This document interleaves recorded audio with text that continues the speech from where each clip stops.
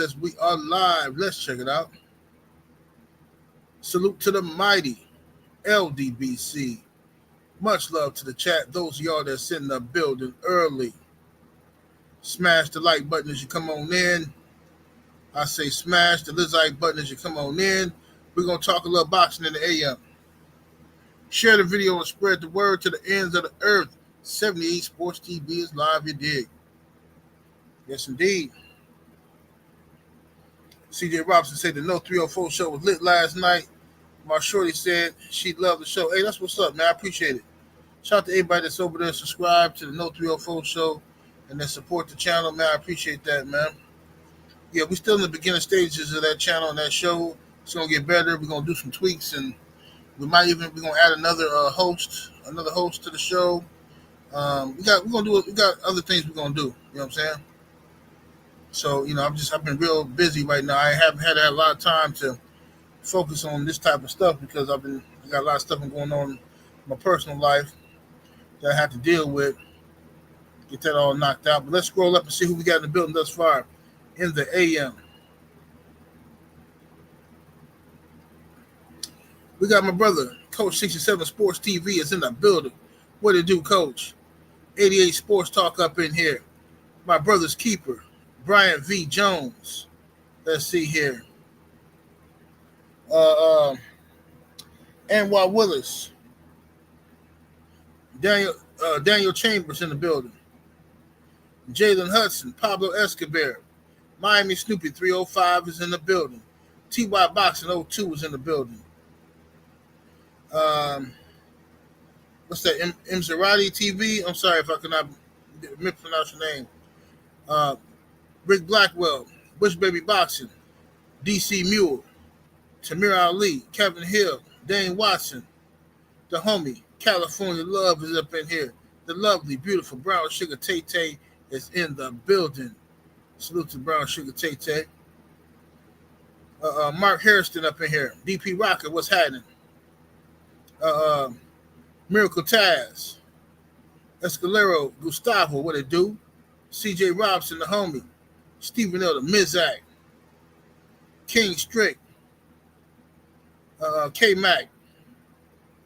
Brother M. Perrette. Sister Shower, what it do? Shower, salute to you, Queen. Lot Boys in the building, what it do? We got Elbow. Real Spill Midwest Boxing Talk. BK Don 718. Dickie Foster, salute. Shout out to all my Bulldoggers in the building. I see them Bulldoggers is in the building, you dig?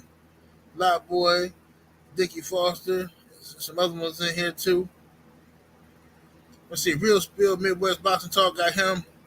HC Boxing, what it do, fam? What it do? Carter Face Stiller, what's happening with it? Sniper in here. Boxing and Barbecue. Eric Dixon, what it do? The lovely Lala D. What's up, Lala? Lala, I don't know why you still... Lala, you the only person in America that ain't been on my channel yet.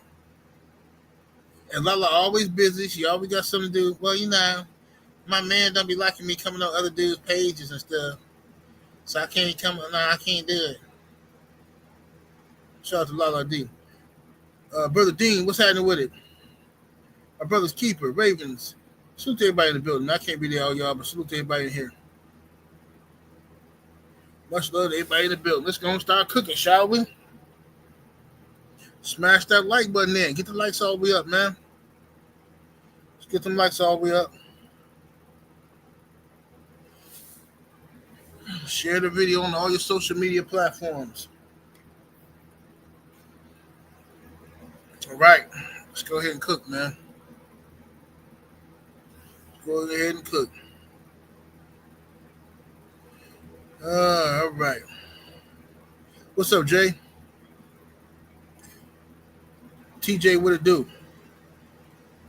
Dante, salute. All right, we got a few things to talk about. We're going to talk about the main topic today is going to be Gervonta Tank Davis versus Shakur Stevenson.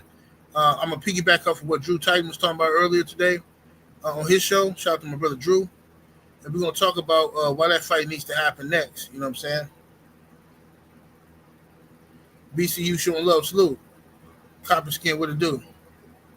But first things first, I want to talk about this fight here. Now, we all know that Joseph Parker was set to face Daniel Dubois for the IBF, I believe, heavyweight championship of the world.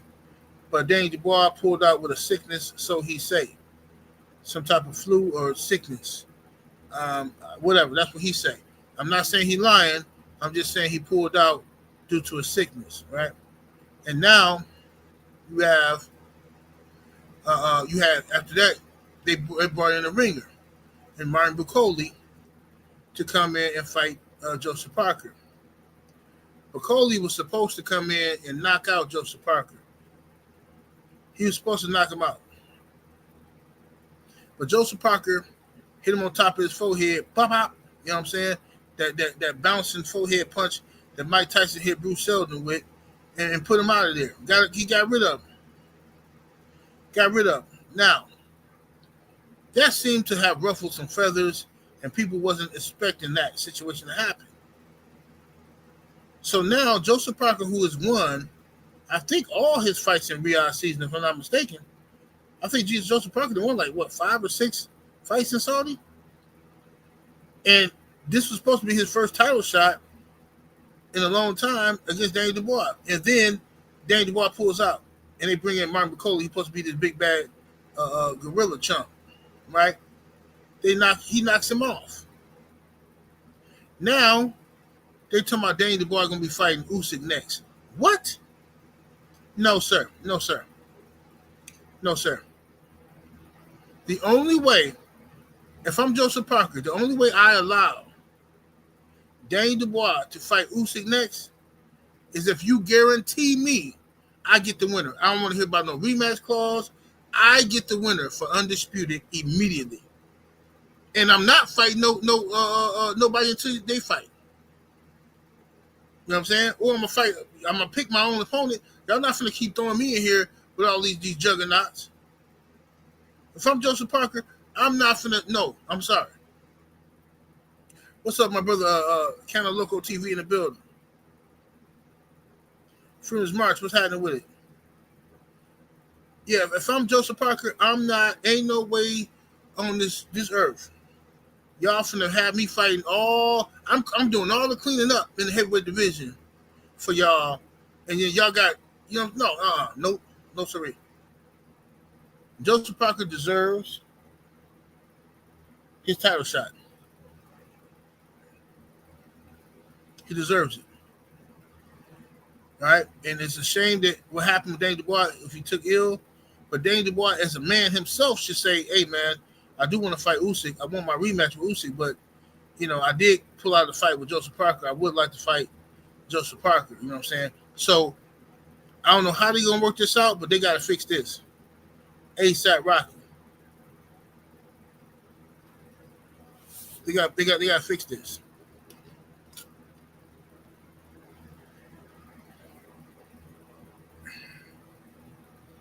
They gotta fix that. But shout out to Joseph Parker though. He been out here putting in work, and he been winning fights and stuff. Can't hate on that. He been winning. You know what I'm saying? And like I said before, I thought he beat Anthony Joshua. I said it back then. I did videos back then, and people said, "Oh, you a Joshua hater? You hating on Joshua?" But bro, I knew what I seen, and I wasn't the only person back there who watched that fight and did a post-fight reaction on YouTube who felt like Joseph Parker won. I felt like Joseph Parker won, or it was a draw. The referee continued to every time Parker got up next to AJ and threw combination, the referee would break it up. Bro, that was some of the most rigged stuff I've ever seen in my life. Referee just jumped in. Back up now. You stay away from AJ. Stop hitting him with so many shots, okay? 1, 2, that's it. No combinations past 1 and 2. Ridiculous. What's happening with D-Man Jr. in the building? So we will see. That's just my bid for Joseph Parker to get his title shot. I'm excited about the heavyweight division. Then once my boy Deontay get back up in here, you know what I'm saying? Once he get back up in here, matter of fact, let me text Deontay. See if he woke. If he want to come on here, he might be busy shaking and moving.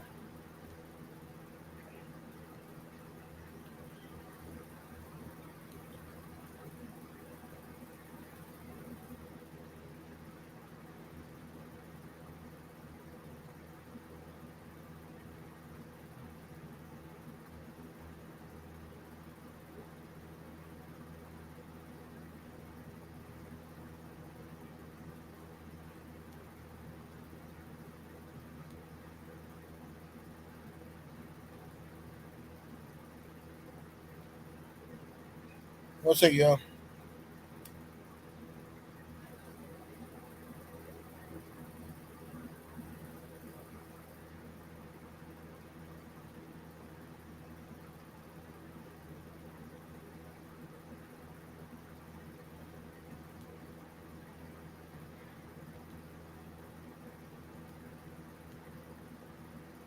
All right, here we go.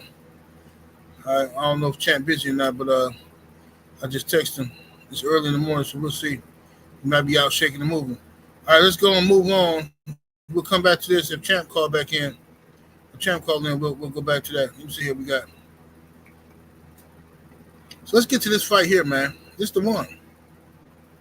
This is the one.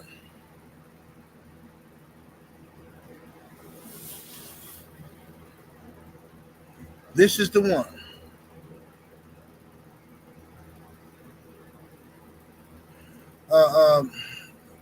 Look, man, I know a lot of y'all got issues with Malik Scott. Y'all got to stop taking shots at Malik Scott, man. They're going to have to. If you don't think Malik is the best trainer for Deontay, I understand that. That's fair play. You know what I'm saying? But, you can't say you can't train a killer if you're sucking on toes. Jeffrey Dahmer was sucking on a whole lot of things, and he was a straight killer. So let's rephrase the questions, bro. All these little, you can't do this if you do that. You can't. Who said that? Where did that rule get made up? Come on now. Cut it out. Malik is my guy. He's a good brother. And him and Deontay have a great relationship. Now, whether y'all feel like he's the right trainer for Deontay, I understand. You know what I'm saying? I get that. I get it. But I don't think it's the. I think that the issue with Deontay, in my opinion, is I don't think Deontay needs to move as much as he was moving in a lot of like the Parker fight. I don't think he needed to move as much as he was moving in the Parker fight. It wasn't necessary. I think he could have stood his ground like he did in the Fury 3 fight. He could have stood his ground with the way Deontay fought Zhang is how he should have fought Joseph Parker. And the way he fought Parker is the way he should have fought Zhang. If that makes sense. It's just my opinion, though. You know what I'm saying?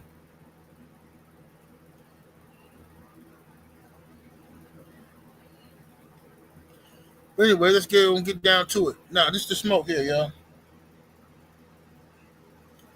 So, you got a lot of people. When I woke up this morning, I'm in the shower. I'll get out the shower. I'm drying off. Forgive me for being so descriptive. But I'm drying off. I go back in the room, right? And I'm getting ready to put on my morning freshness and everything, all my freshness on. My phone blowing up. Text messages. Right? So somebody sent me a video of the Boxing Voice. Shout out to the Boxing Voice. And the title says something to the effect of I apologize to Tank. He was right. Turkey fixing fights or something like that. I don't know. I don't know if it's clickbait to get you to watch it and then they saying something else. I don't know. But regardless. What's up, Bank Statement? Shout out to Bank Statement in the building. But I don't know what they were saying. I didn't watch it. Because when I clicked on it, it was like they were talking about something else. I don't know. But a few people are talking about this. And a lot of people are trying to say now that Tank was right to be afraid because Turkey got caught. Turkey got caught rigging fights. Turkey was rigging fights. Listen, bro. What's up, Sheldon? LDBC or nothing in the building. Smash that like button. Hit the subscribe. I didn't see Turkey Al Sheikh get caught rigging no fights. I seen Turkey Al Sheikh as a boxing fan who's paying both parties. I see him rooting for one guy to win, but that one guy that he roots for loses all the time. I don't know how. I guess people are trying to say that because of the Adames fight, the Carlos Adames fight, and like I said, I haven't rewatched the fight yet, but a lot of people are saying that Turkey went over to the guy who Adames was fighting and said, "Hey, you're down." Like, and they saying Turkey should have remained neutral. They saying Turkey. What's up, Cynthia? Shout out to the lovely sister Cynthia in here. Bucks Nation in the building. Shout out to the Milwaukee Bucks, you dig? Yes, indeed. So, I think that a lot of people are misunderstanding what happened. Turkey Al Sheikh, let's just keep it 100.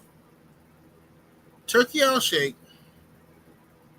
is a boxing fan with a lot of money who is basically paying people to make the fights he wants to see.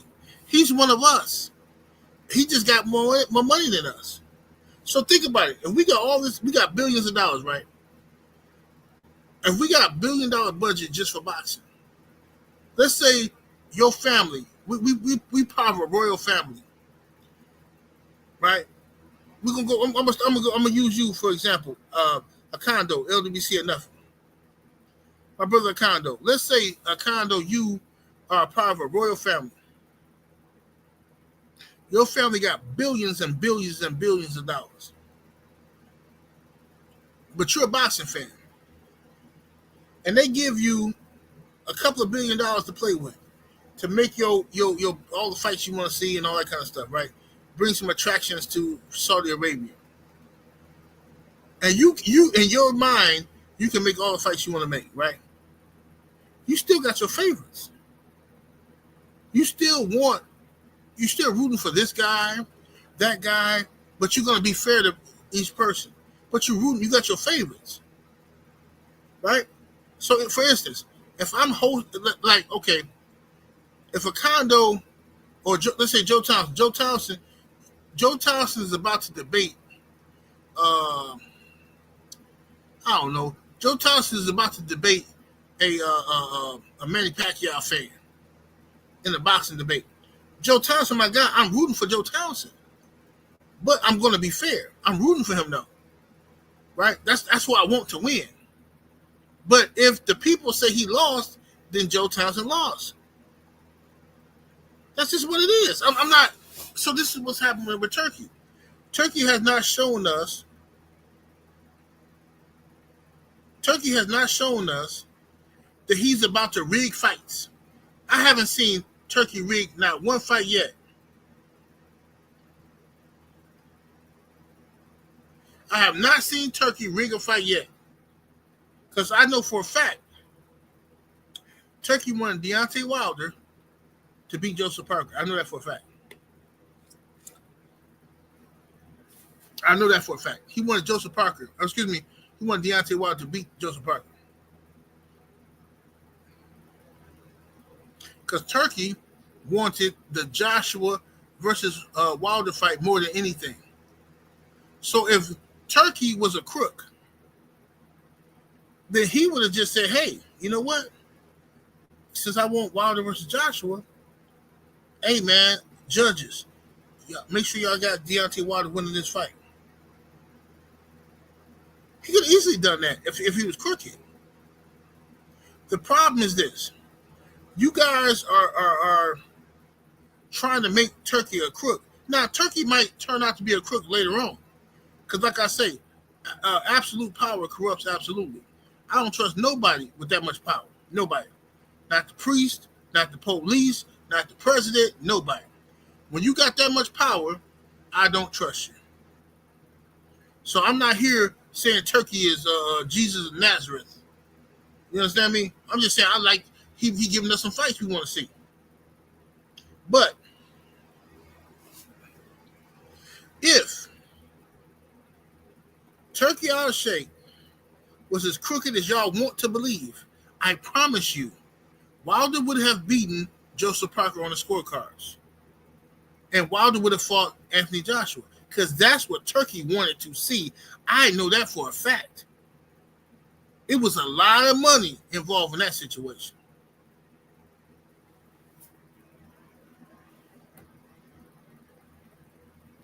Now,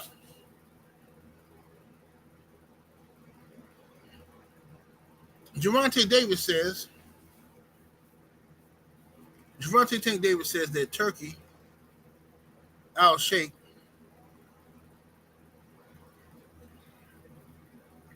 in order to win the Saudi, you got to knock somebody out.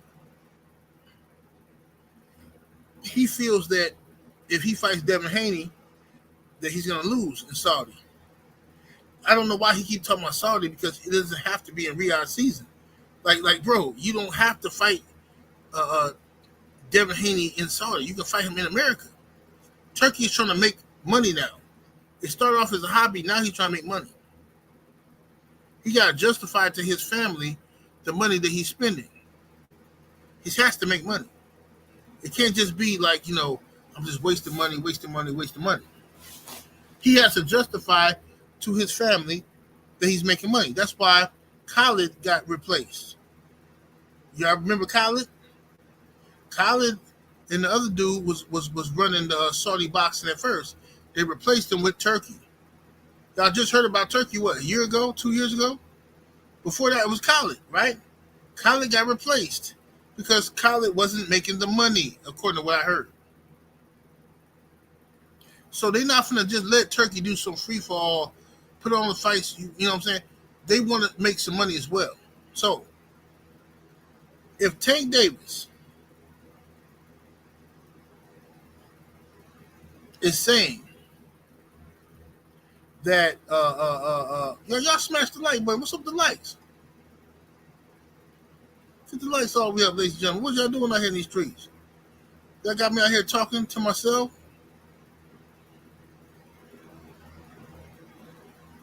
So if Tank Davis feels that he has to get a knockout to beat Devin Haney to get a decision over Devin, or get to win, to beat Devin. To me, this is coward behavior. Now we got Tank Davis fans running around here lying, saying that, now I see why Tank ain't fighting over there. Yeah, Turkey. Bro, listen, bro. Y'all got to stop this, fam. I'm telling you, you have to stop this. I never see in my life have I ever seen a dude who's supposed to be a stone cold G, a stone cold knockout artist in Tank Davis. Knock out everybody. Y'all love putting these memes up. Tank sleep Shakur. He sleep Devin. He'll sleep this one and that one. Cool, bro. But why every time somebody start talking about making a fight, y'all the only ones with the excuses? I seen one of the brothers earlier say, "Come on, 78, you know Shakur finna fight Zepeda next." No, I don't. Shakur just got done fighting this Patty Mayonnaise cat because Floyd Schofield pulled out. Tank Davis is about to fight Lamont Roach, and I believe he's about to step on him like a roach. That's what I believe. So when Tank get done stepping on Lamont Roach, and if I'm wrong, I will apologize 100 times a day to Lamont Roach. But I think Tank's gonna step on him like nobody's business. But after that fight, Tank said he calling somebody out. Who you finna call out? It gotta be Shakur. It gotta be Shakur. Because you claim Tank, that Keyshawn Davis is the easiest. Like I told y'all, he thought. Tank just came out and said Keyshawn is super easy. I told y'all. Tank is sizing up these guys. Keyshawn stands in front of his opponents and fights. So he's more entertaining but he gonna get lined up. He'll get lined up by Tank. That's how Tank see it. I'm gonna line him up. Shakur is elusive. We're just talking about the guys at 35. So what I'm saying is this: if you can sell a fight with Lamont Roach, a guy who nobody ever heard, I heard of him, and the people in the chat heard of him, but the masses, the casual fans, have never heard of Lamont Roach. If you think you could justify selling that fight, and then tell us in the same breath that Shakur Stevenson ain't done nothing, he boring and this, that, bro, ain't nobody trying to hear that, fam. Shakur Stevenson then got roasted by Cam and Mace. That alone is clout. Shakur Stevenson running around with mob ties. That alone is clout. You ain't finna sit here and act like Shakur Stevenson is not more popular than Lamont Roach. And then you also not finna act like Shakur Stevenson is going to require more money to make this fight. Because Turkey Al Sheikh going to pay for it. So what you crying about? Turkey going to give both of y'all a guarantee and then let y'all get y'all money on the back end for the pay-per-view. And if you don't want no back end money, you can just tell Turkey, hey, man, I know Tank can. Hey, Turkey, look, I'm going to need $20 million. I'm going to need $20 million in my hand to fight Shakur. And I bet you Turkey give it to him.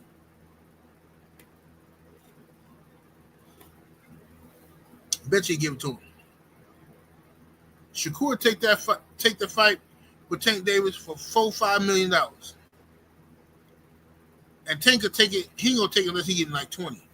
Because he's scary like that. Shout out to David Jackson in the super chat. Coming through showing love. Much love and much appreciation.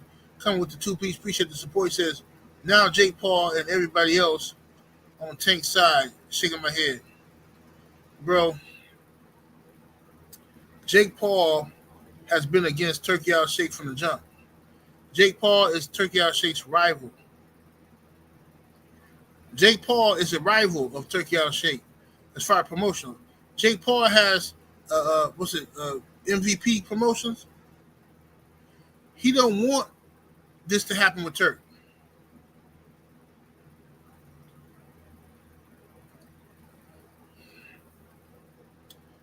Yin Pali,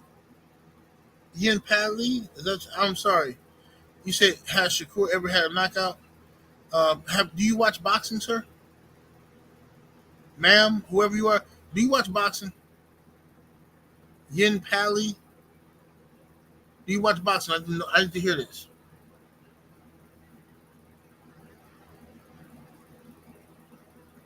I didn't know if you watch boxing or you're a bot. Because if you, okay, you say yes, you watch boxing, okay. So you watched Shakur last fight, right? You watched Shakur last fight, right? Against Patty Mayonnaise, right? What was the result of Shakur Stevenson versus Patty Mayonnaise, brother?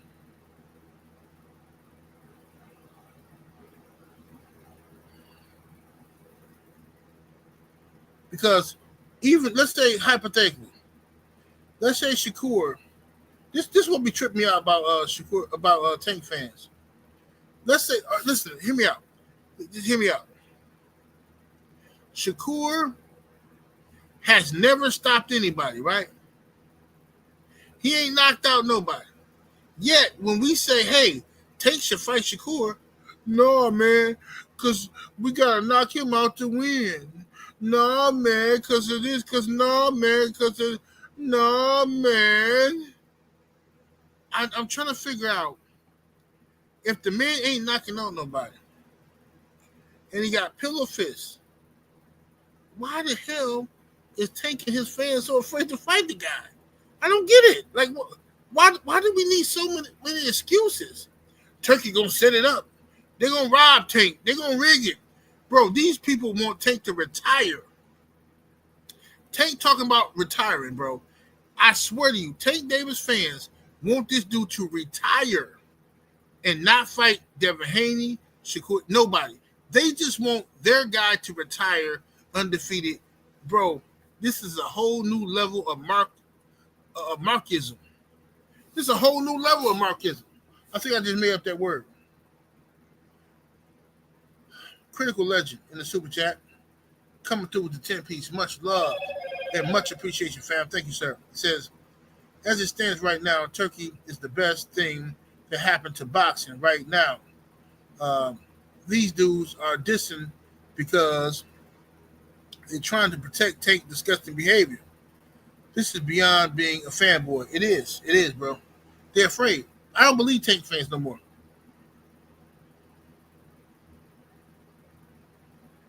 I'm telling you right now, I don't believe Tank fans. I don't believe that they even believe Tank is the straight G that they say he is. I don't believe it. And the reason why is because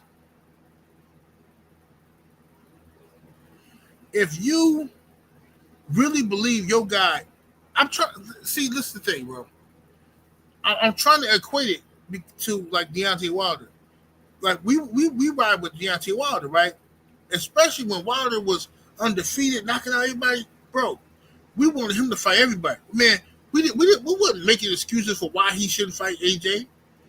When Luis King Kong Ortiz was put in front of Deontay Wilder, and I knew it was BS because Ortiz was AJ's mandatory, and Ortiz at that time was the boogeyman of the heavyweight division. That's right, he was. I don't care what y'all newcomers come to say. I was here.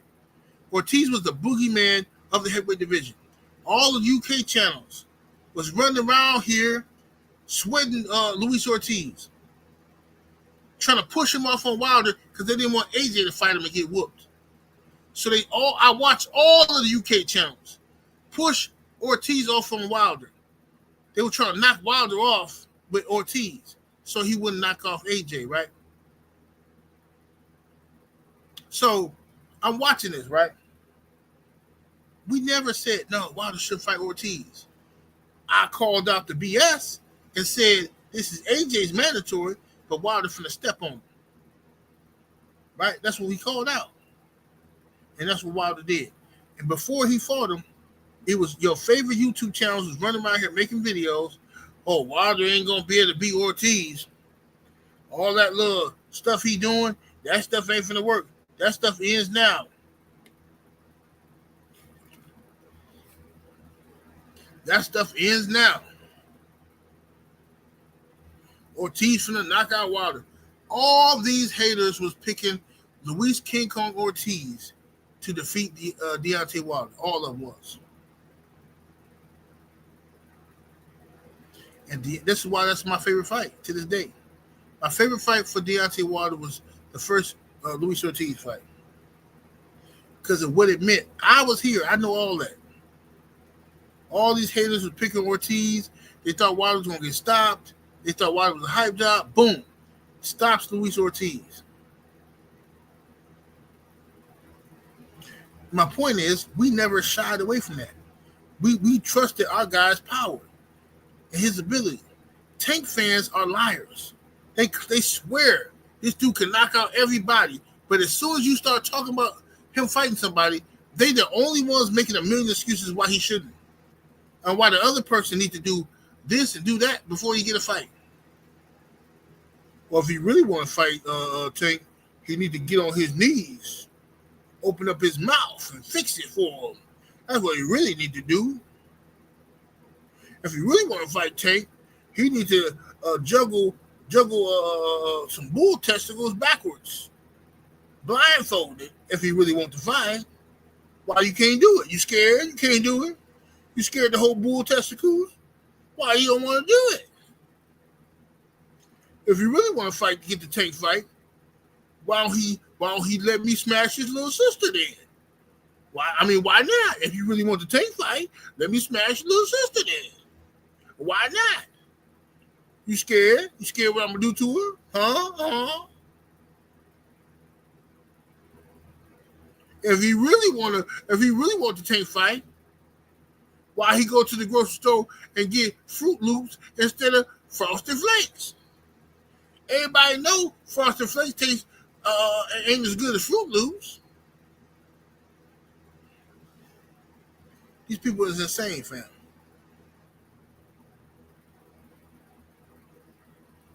The insane fan. Bro, they will start the conversation off. Just look, next time, trust me, watch. Next time you're talking to a Tank fan, watch how much bravado they got, right? They talk greasy, right? Crazy about what Tank could do to the guy, right? As soon as you start talking about making a fight, they will be the only person on the panel talking about why it shouldn't happen, why it can't happen, why the other guy didn't do enough to get the fight. You like, what? But you just said he'll do all this stuff.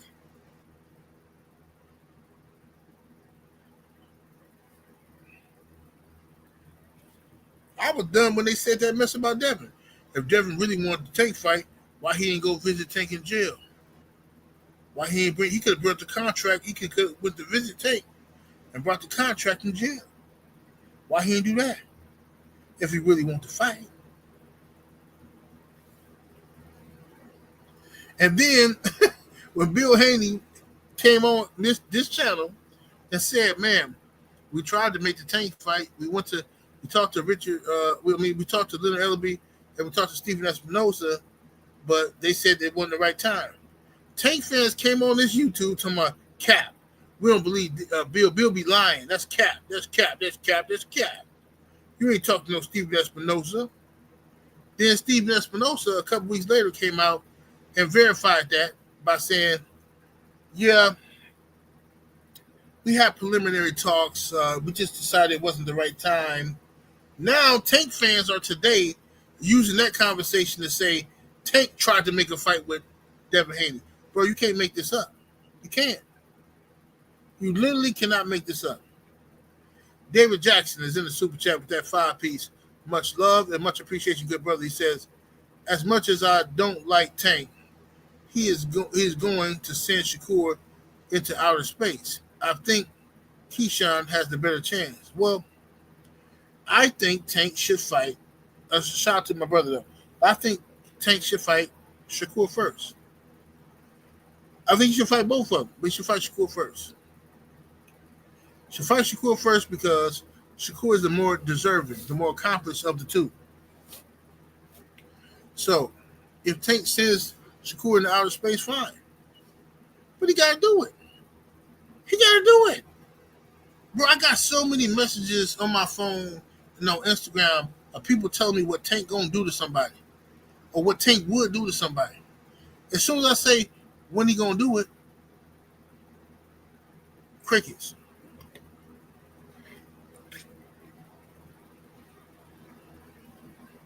So, it's very possible that Tank sends Shakur into the shadow realm. Very possible. He has that kind of power. But he got to do it, bro. He got to do it.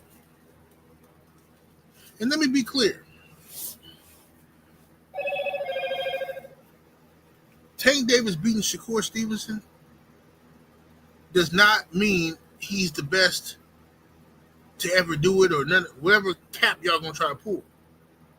He has to beat the people like everybody else they have to do. See, just like I did the video I did about Tank and Floyd resumes. Floyd, nothing he did was ever good enough. Everything Floyd did was, oh, you ain't beat this one though, but you ain't beat that one. You ain't beat this one. You ain't beat that one. So if Tank fights Shakur, this will be the first fight that we actually asked for from Tank and got it. First one. So if he knocks out Shakur, hey, congratulations, Tank. That's one. Can we get another, please, sir?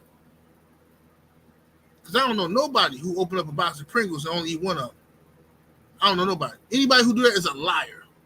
You can be a vegan, a vegetarian, carnivore.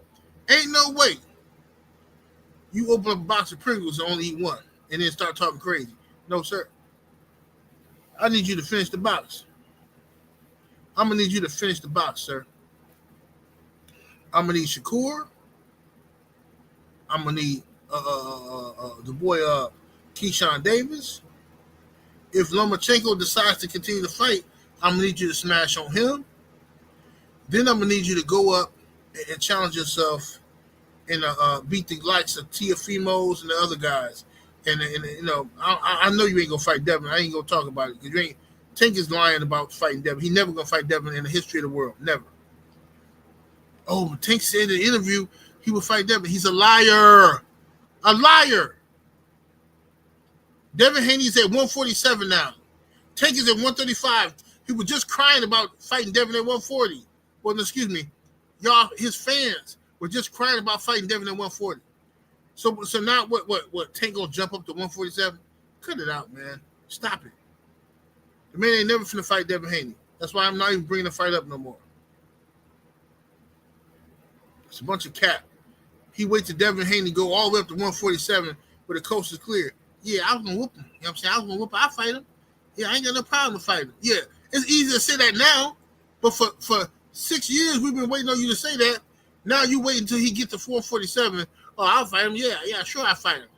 Then when you start negotiating, you're gonna try to bring the man down to 140 or some old nonsense where you could have fought him at 140 to begin with. David Jackson is in the super chat coming through with that 5-piece. Much love and much appreciation, fam.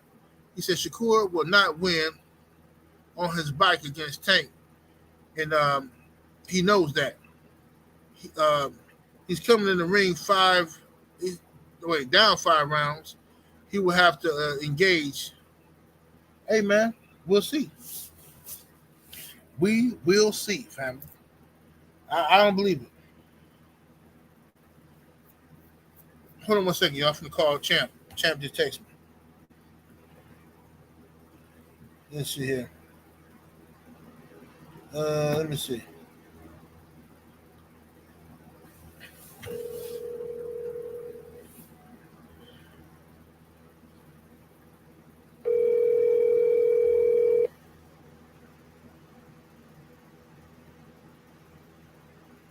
What's up with it?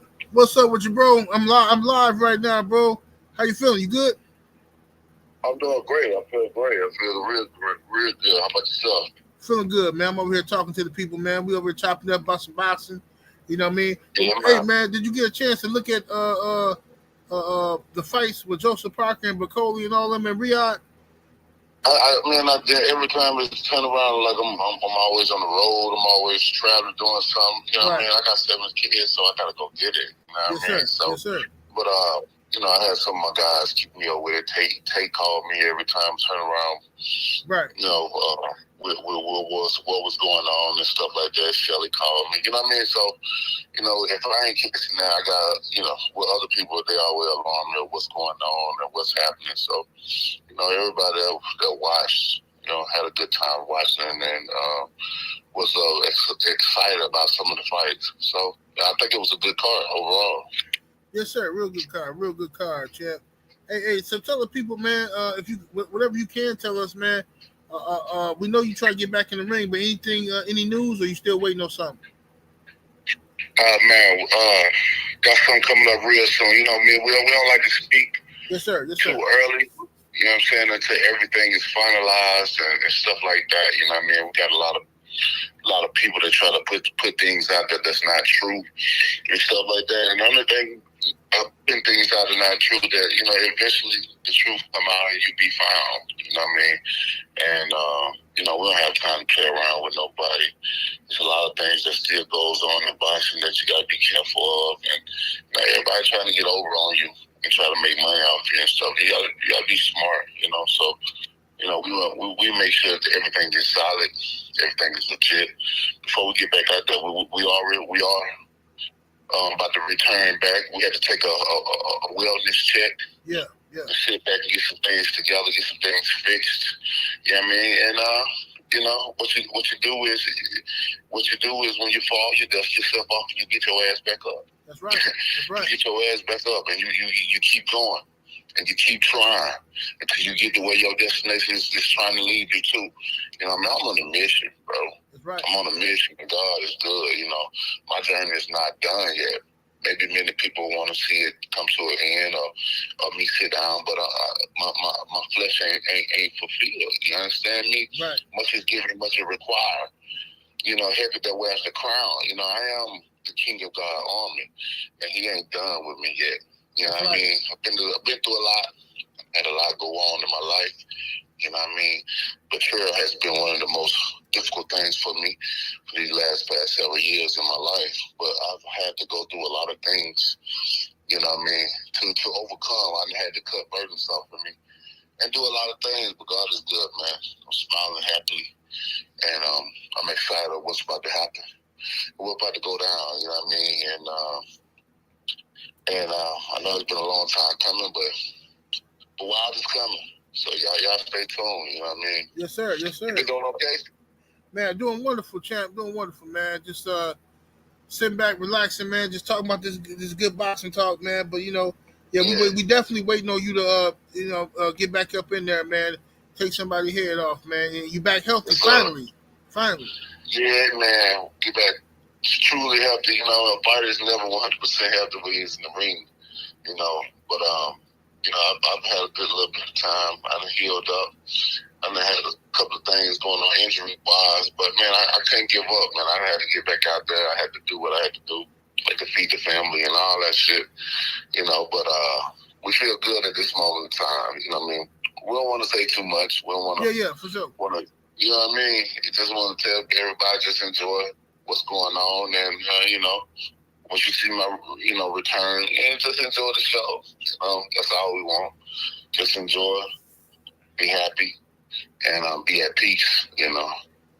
Indeed, champ. Indeed, brother. All right, I'm gonna hit you up a little later on, no, brother, and chop it up with you, man. Cause I remember you talking about doing something with the restaurant, man. I ain't gonna let up on you on that, cause I like to eat, so we gotta get that restaurant. Sounds good, man. Hey, I hope you have a beautiful rest of the day, man, and and just enjoy yourself, man. Love yourself. You know what I'm saying? Be happy, have joy, and most of all, have a lot of peace in your life, man. You know what I mean? Set that up like a buffet when we talking about food, and then just I advise everybody just take some time out of your day. You know what I'm saying? And just reflect on how far you came and where you're trying to go. And understand and ask God, tell God, thank you for what all you've done for me. You don't do no more. You know what I mean? God is a good God, and things gonna be all right. Whatever we going through, these are tough times that we're all living in, man. As we can see, life is unfolding each and every day before our eyes of different things and stuff that's going on in the world. But we gotta stay prayed up, man. We gotta stay prayed up, and we gotta keep our head up.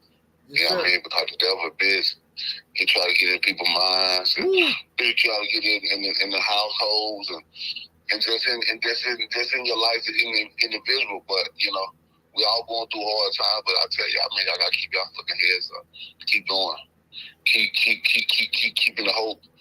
Because as long as you're able to walk in and have a mind to think and have these arms to use, man, you can make it out of anything. You know what I'm saying? So it's always going to be a hard time, especially for us. When have it not been a hard time? I mean, come on. You know that, champ. You know what I'm saying? When have it not been a hard time? We are chameleons. We know how to adapt to any situation.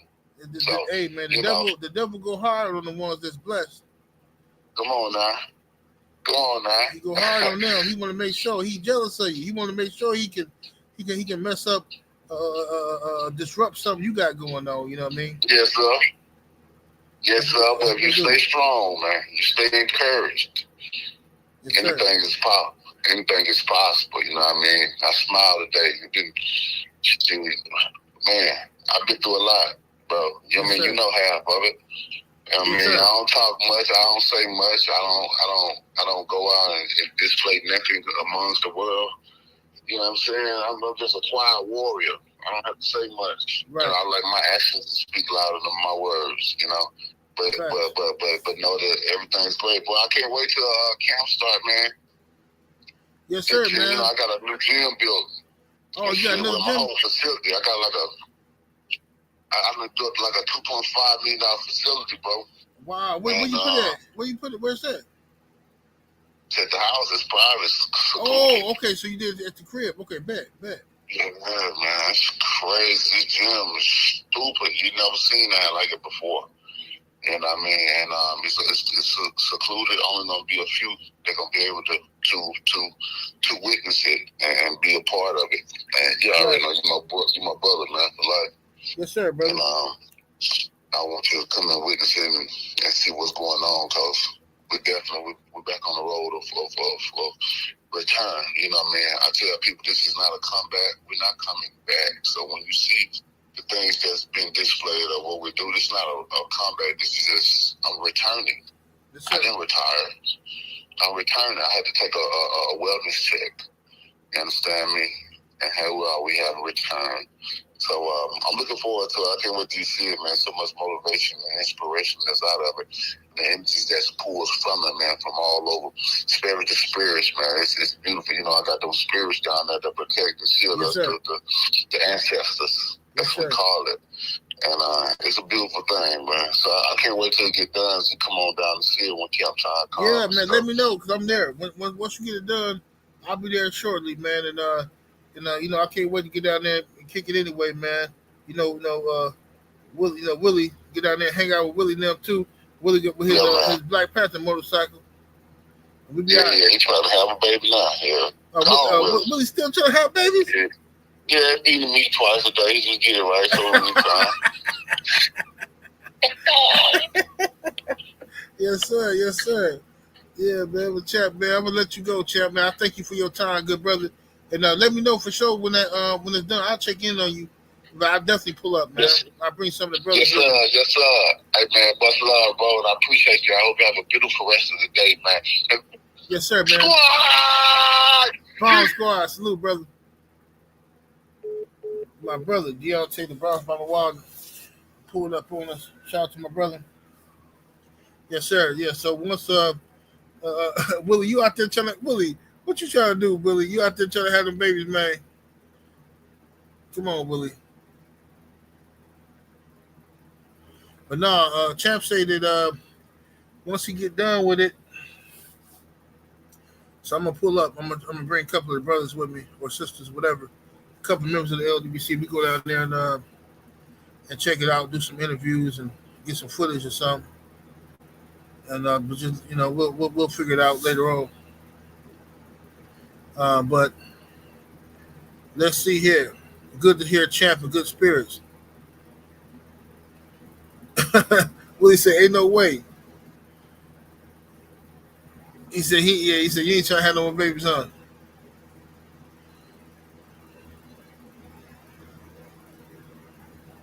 Yeah, Willie, we're gonna pull up. Tuscaloosa, it's a nice spot. I'm telling y'all. For those of y'all who haven't been to Tuscaloosa, it's a college town, so it's gonna be. Listen, for you brothers, I'm trying to tell you, it's gonna be some temptations out there, because they out there now. It's a whole lot of them. They out there, and they be dressing to impress, and they be out here wilding in these streets in Tuscaloosa. You know what I mean? But yeah, I got some stuff to do out there.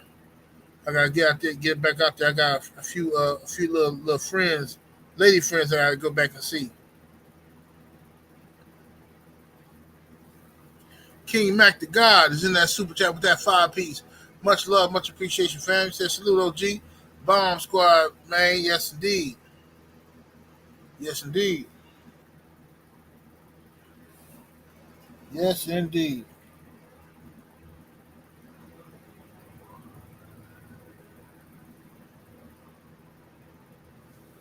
Let me see here. All right, but anyway, let me get this off the screen. Let's go talk about let's get back on Tank and Shakur. So now,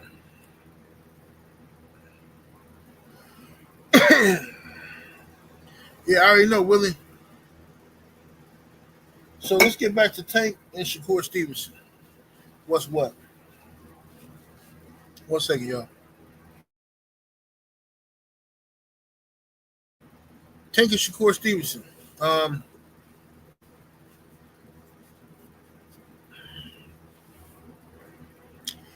I'm waiting on a fight. I think Tank's next fight, after he beat Lamar Roach, he should get in the ring and he should call Shakur Stevenson. I mean, it's very simple. Hey, Willie. Yeah, Willie, look, bro. Willie, when I come back to Tuscaloosa, bro, I'm going to bring a couple of the family with me. I ain't going to bring too many people, just a few people with me from the LDBC. We'll go down there and we chop it up, and because there's some good eating down there. One of the places I went to, soul food place, I don't know what happened that night we went, when me, Black, and CC went, but they didn't have nothing, man. I had to get some nachos or something, bro. They was like out of everything. We went too late or something.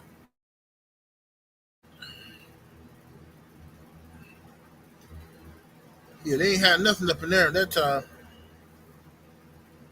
Queen said once that he not gonna do it.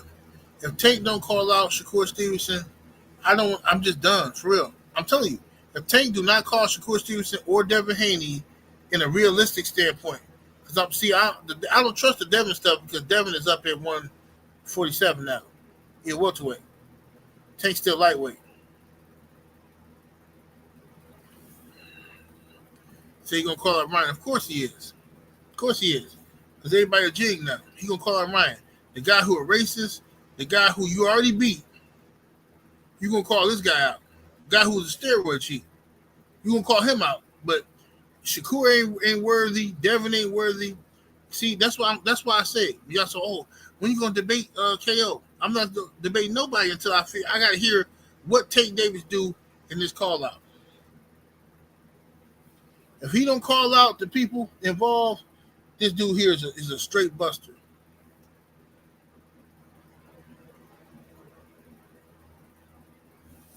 A straight buster.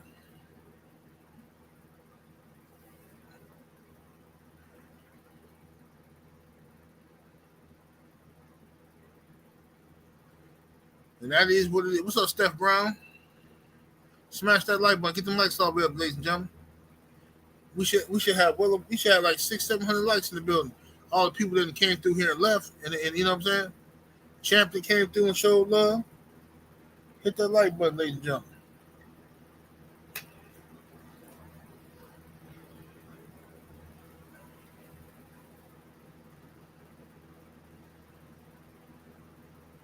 What's up, Flyer Frequently? I'm about to drop the link in the chat so we can talk about this, y'all. Queen say calls don't count if you wait until the coast is clear. I agree. I definitely agree with that, Queen.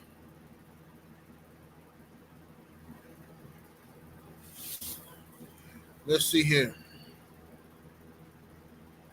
Let me see here.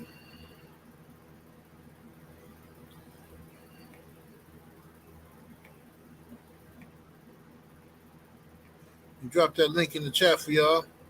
What's up, my brother Stormy? Stormy B-Man, the Sensei is in the building.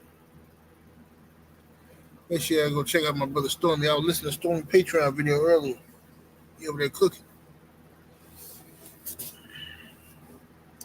All right, the link is in the chat. If y'all want to come in and chop it up, y'all know the rules. If you come over here, you gotta turn your camera on and wave. I gotta see your face. Make sure you ain't no weirdo troll. Young Hollywood say, yo, I'm gonna hit the link one day. Young Hollywood. Yeah, you can go ahead and hit the link, bro. It's all good. Everybody opinion valid. We're gonna chop it up, you know what I'm saying?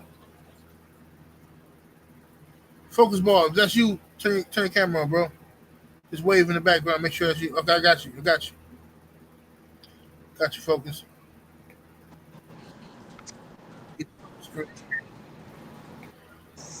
Focus ball. What's happening with it, bro?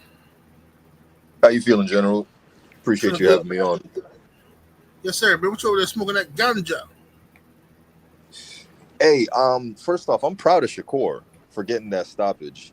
I mean, I was upset that people were looking at him that way, that he has to get a stoppage in order to look good. But I knew them dudes was gonna clown on him, how it's been for him lately. So I'm really happy that he was able to come through and get a stoppage. Yes, sir. Mastermind, yeah. That's you back there. Mastermind, if that's you, turn the camera on and just wave real quick, bro. I got you, Mastermind. Yes, sir. And hey, Stormy, say less. You in there then, Stormy? Once champ, yeah, we can definitely do that. Stormy, you in there? Don't even worry about it. All right, go ahead, finish up. What you saying, Focus Ball? You breaking up a little bit there. You said something to me? Yeah, I said go ahead and finish your statement, brother. Oh yeah. So I mean, there really is nothing left to be done but Tank versus Shakur. They already let Devin get out of the division. Now the two top names at they're still at 135, right? Yeah, Shakur still fighting at 135. Yeah. So yeah, the two top names there are them. So Loma ain't there. He kind of semi-retired. So we already know what it is. Tank ain't gonna call him out. His coach already said what it was, that they don't think they can win a decision, and they don't feel Shakur is gonna stand there and let them get the knockout. So that's not something they're fitting to do, unfortunately. Right. Let me see here. Cisco Kid. I'm sorry, brother. Can you turn your camera on one more time so I can see who you are? I got you, brother. I got you now. Okay, I got you. You can turn it off. All right. Mastermind, what's happening with it, homie? Hey, what's up? 7A Sports TV, Midwest representative. Hey, chillin' family. Hey, this Shakur Tank stuff is like two Republicans running at the end. It's like the lesser of the two evils, 7-8. I'm like, I don't like both of these guys. Good. I think for the betterment of boxing, I roll with Tank in this one, man, because that boy Shakur he's eerie. He's an eerie Jersey fella. I don't trust that guy nowhere I can see him. Ever since I seen him in there with Jay Prince talking about he got NBA YoungBoy jewelry back, I said, oh no, I don't trust this guy as far as I can see him, man. At least Tank more he's more abrupt with his disrespect. At least he's more, but Shakur try to hide behind a little good guy image and really just ain't nothing, you know. Right. I might be rolling with the Tank over this. And skills too. I think I like the skills a little better from Tank. Much more exciting fighter, but I gotta roll with Tank in this debacle. And I think Shakur has general fear for Tank. I don't think his mental. He had a Charlo Canelo thing going there. Bro, I'm gonna tell you, I'm not even gonna make my pick, but people gonna be shocked at my pick on that fight. I want to see the fight. I want to see the fight, but I'm not gonna get Tank no passes. He need to go ahead and fight Shakur Stevenson and do what you're gonna do. You know what I'm saying? But BVO in the background. Turn your camera on real quick and wave just so I can see your face, family. BVO in the background. All right, got you. Okay. Now we got who else up in here? We got brother Cisco. What's happening with it, man? What's your thoughts on that situation? Hey, what's up, 7A Sports? Hey, chillin', family. That's what's up, man. I'm a big Tank fan, bro. But I do want the fight to happen. You know, I want the best to fight the best, and it would be Shakur. Hopefully that's whose name he says, you know, at the end of the fight, you know. But first he got to take care of business, you know, business, move right, and then try to make the Shakur fight happen, you know. I mean, it's not impossible for two promotions to come together and make it happen. You know what I'm saying? So, you know, I'm rocking with my boy though, of course. Yes, sir. Headbutts, I see you in the background, but you gotta wait for 1 second, though, brother. Who your boy? Who you rocking with? I'm going with Tank, bro. Tank. Okay. I think Tank skills is enough to get the job done. You know, versus Shakur, man, and his power on top of that, bro. Like. I mean, people sleep on Tank skills. They think he's all just power, bro. But, bro, he knows how to set people up, how to sit on his punches. You know, he got some timing, bro. Bro, he's an all-around, like, boxer, bro, and power puncher at the same time, bro. He's a dog. Let me ask y'all this. Do y'all think Tank had possessed that same thing that Wilder had where he got that missile that could bomb off at any time in the 12? Like, he could definitely make that bomb on you? I think he got it. I do. Okay. I think he got it. Yeah, definitely. I think for sure he got his power in both hands, and he could definitely end the fight at any time if he hits you at the right time. You know what I'm saying? Yeah, man. And don't run at the end like De La Hoya against Tito. Don't run at the last 2 rounds. Let him steal it from you. You don't have to fight. You got to fight, man, if you want that decision, man. Same thing happened with Tito and with my boy Tito and De La Hoya shows. So make sure you finish out them championship run. That's why David Haney beat Lomachenko. He finished out strong, 11 for 12. Yeah, facts. Mm-hmm. I'll say this. This is BVO. Salute, man. Go ahead, BVO. Go ahead. I see y'all in the background.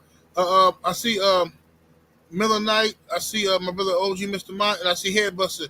I'm gonna do the rotation in 1 second. Go ahead, brother. No, I just appreciate you letting me come on. I'll just be excited to see Tank go away. The only thing I want to do is see good fights, and I think this is the first time you got to talk about everything except people fighting. You know, Shakur, so emotional. They saying he can't punch through a paper bag, but at the end of the day, I got to give him credit.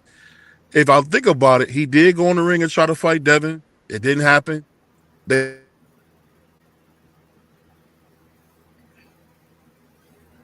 good. Yeah, and he tried to fight Devin. That was a fake move. That's why it broke up like that. With that, I think so.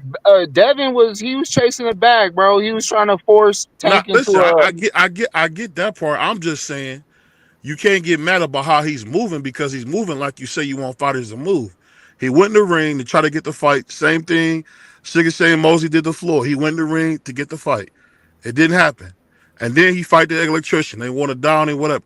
All I'll say is this, man. The whole chasing Tank thing, that's done, man. Shakur probably won't ever fight Tank, and we got to accept that. They probably won't never fight. And if they don't, we didn't get Paul Williams versus Floyd.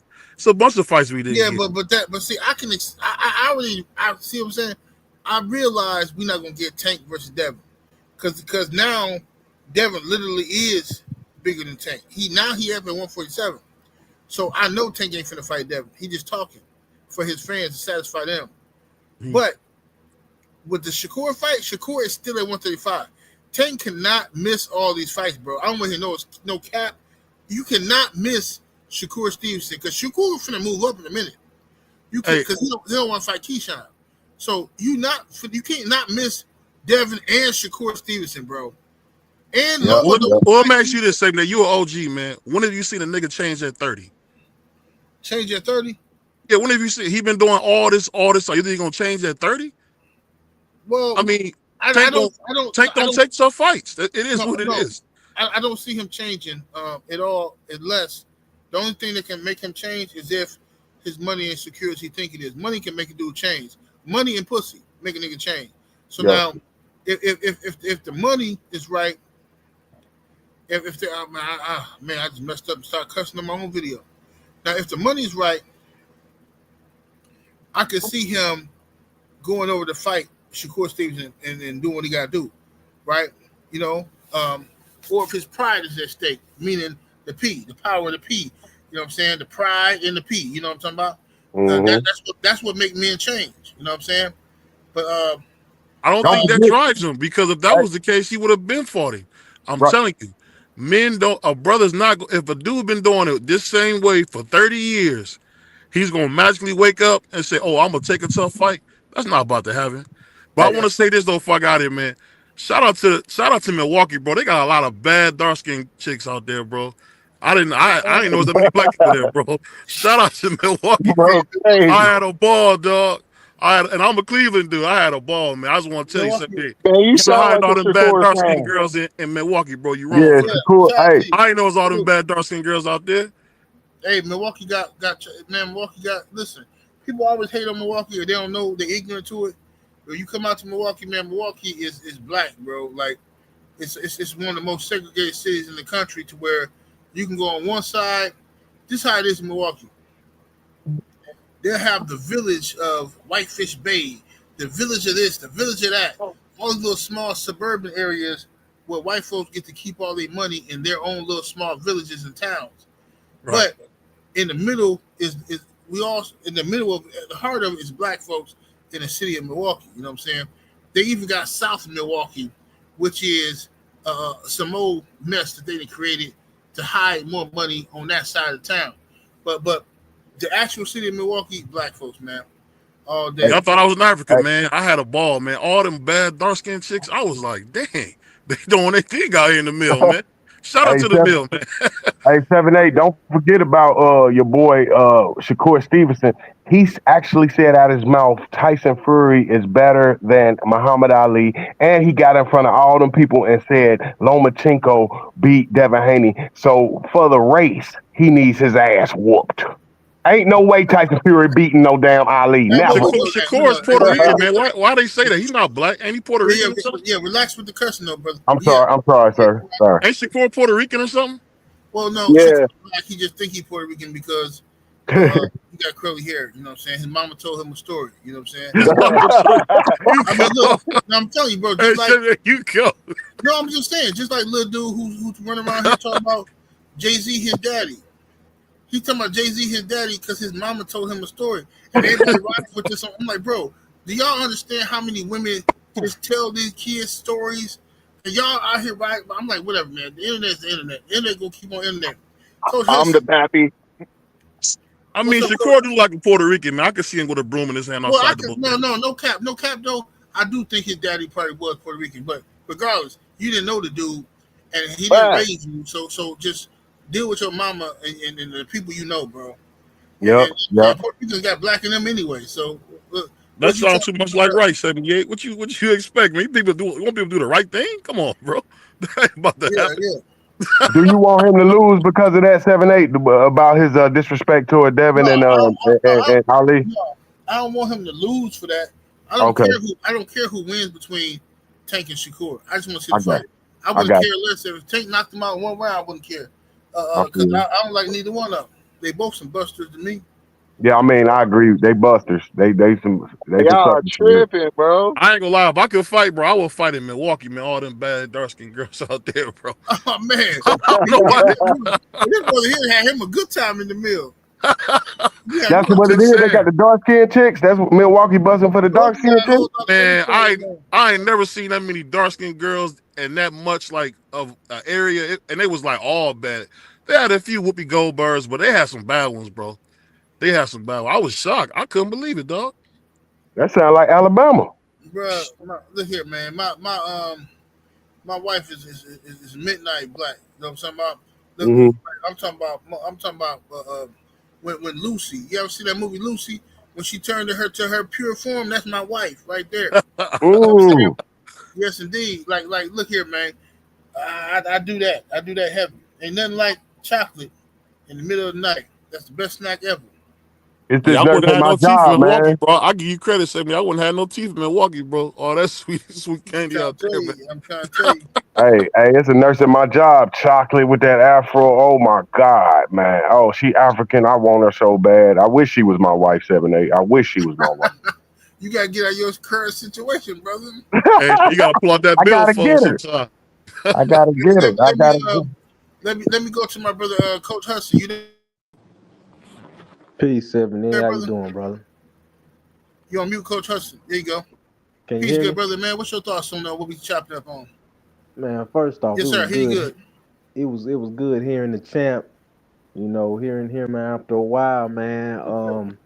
I think Tank. I got some bad news. I think Tank is gonna call out Keyshawn. If it ain't Keyshawn, I think he's gonna call out Ryan.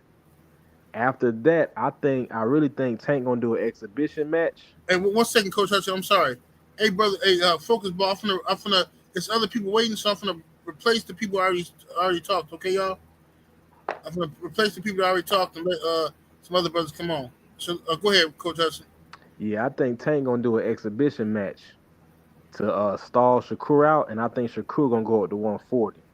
That's what I honestly believe. I don't think Tank gonna. Now, I hope I'm wrong. I don't think he gonna call out Shakur. I think he either gonna call out Keyshawn or Ryan, and then try to stall out. And then once he move up, when Shakur move up, he gonna try to say, "Well, we would have fought, but he moved up, and they too big now." He might do it. You know what I mean? But hey, 7-8, I want to get your opinion on something. Yes, sir. So the other day you had two people on, and they were talking about the pros and cons of Turkey having all the power. And one sister had said, you know, he shouldn't have all the power because that's going to bring corruption. And I think the brother was saying, you know, we're going to get the better fights if he does have more power.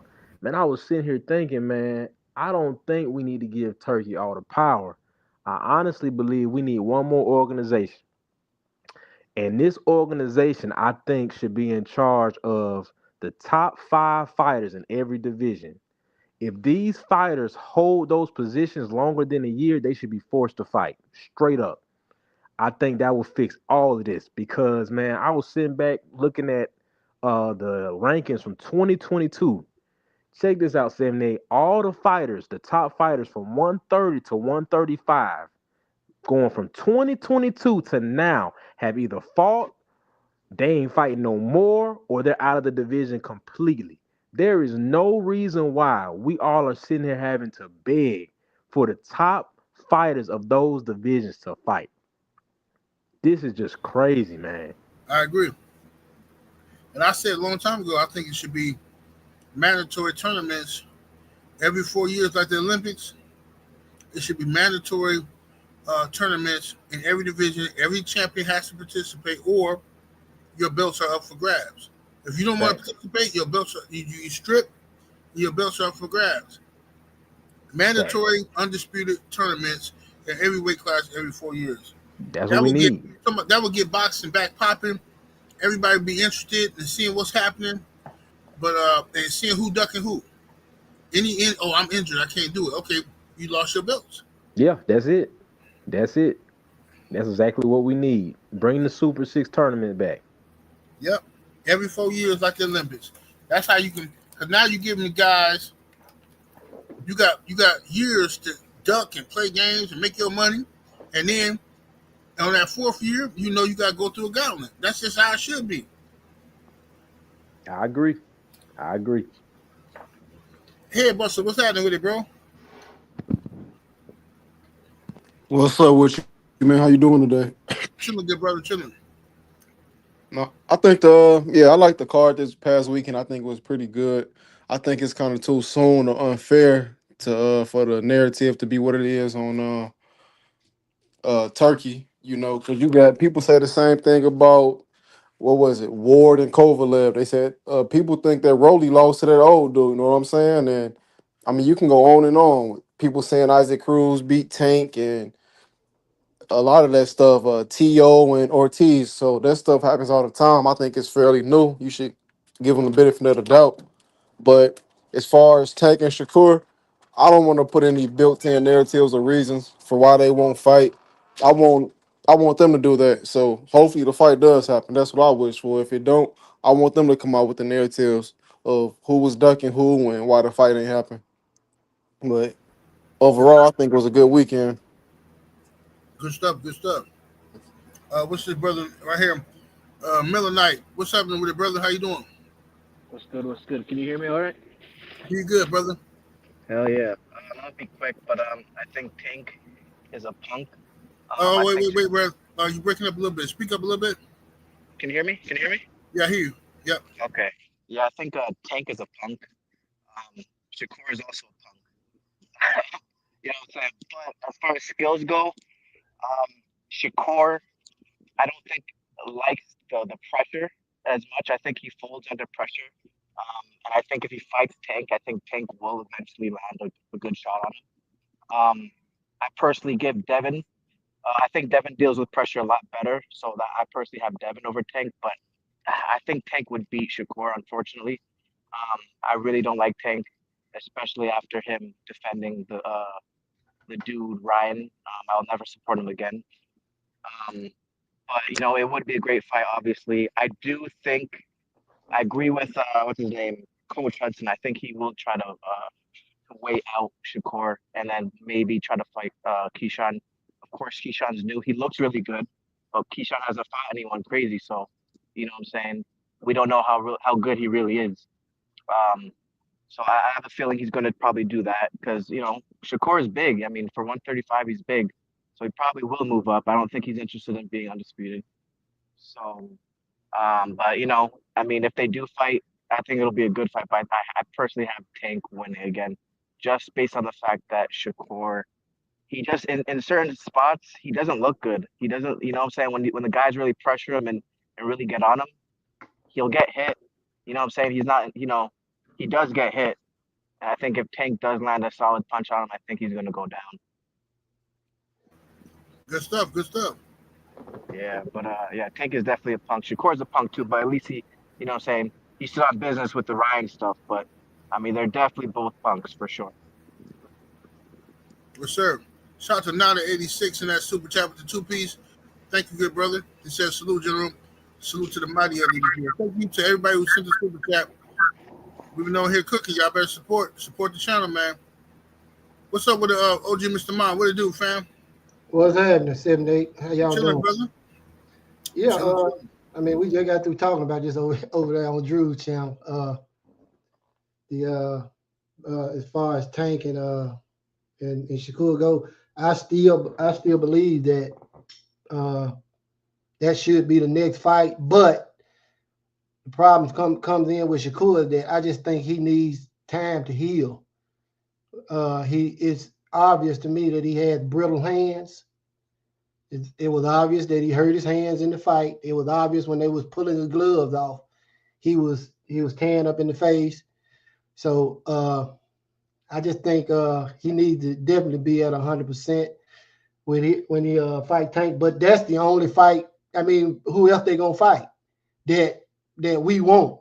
Who else in the division? I consider them the two best fighters in the division. You know, I like Keyshawn as a fighter, but I mean, I don't think he could beat either one of those guys. I'd still like to see him fight them both, but you know, I just think Tank and Shakur are the best in the division, and that's the fight I want next. And one more thing that I heard him speak on Turkey. The boxing was dying. You know, it was rotten in my opinion. And you know, Turkey is, you know, pulling it out of a hellhole. So, you know, as far as him having, you know, complete power, absolute power, I mean, I don't think he'll ever have absolute power. I don't think it's possible for him to have absolute power. But what he's doing now, you know, we need it. You know, so I don't have no problem with Turkey. But Shakur and Tank, that should be the next fight. Hopefully Shakur has time to heal up, you know, and you know, to me it's a 50-50 fight. Good stuff. Good stuff. Let me read. Which hand did Shakur break? One second. Let me read the super chat real quick. Hold that thought.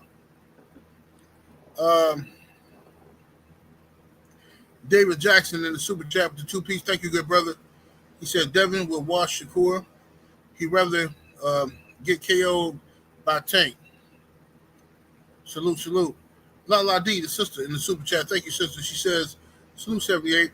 Shakur beats Tank 100. Salute. All right, go ahead, y'all. I don't know if he broke either hand, but you know, I don't have a clue. But he definitely hurt his hand. Yeah, I seen the interview he did with Radio Raheem, and it looked broke. One of them looked broke. I was trying to figure out. He hurt the right hand, if I had to guess. It ain't the one he just had surgery on, is it? I think he had surgery on the left. Don't quote me. I don't want to say which hand he had surgery on, but I know he hurt the other hand from what they were saying. Yeah, he just need to go ahead and get those hydrogel injections in his hands to just permanently fix them bones, them brittle bones he keep breaking. Because if he fight, go ahead. So prior to this, when have y'all, prior to these most recent interviews, when have y'all ever heard Tank speaking about the scorecard so much? No, he doing that because he's scared. Shoot, never. Well, I mean, think about it.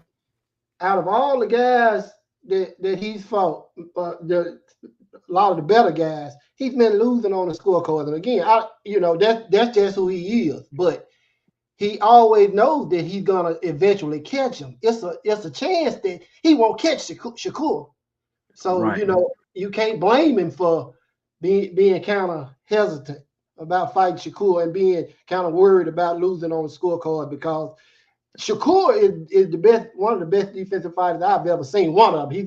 He might not be the best, but he's one of the best defensive fighters I've ever seen. So I can understand Tank being kind of hesitant and talking about the scorecard. That's a fact. And I also think that Tank sees that he can't dehydrate them. He can't dehydrate Shakur and Keyshawn. They're comfortable at that weight. And I think he's worried about his hits having the same effect as well. Well, be careful. Leonard LDBC said he still can make 130, so you never know. Ah, man.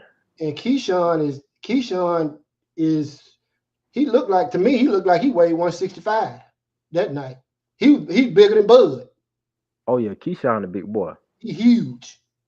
He a big boy. But if you go back and you look at the fights, anybody like besides Keyshawn and Shakur who's taller than Tank, when you look at Gamboa, you look at Isaac Cruz, these short guys with them thick necks, they're not dehydrated when they fight Tank.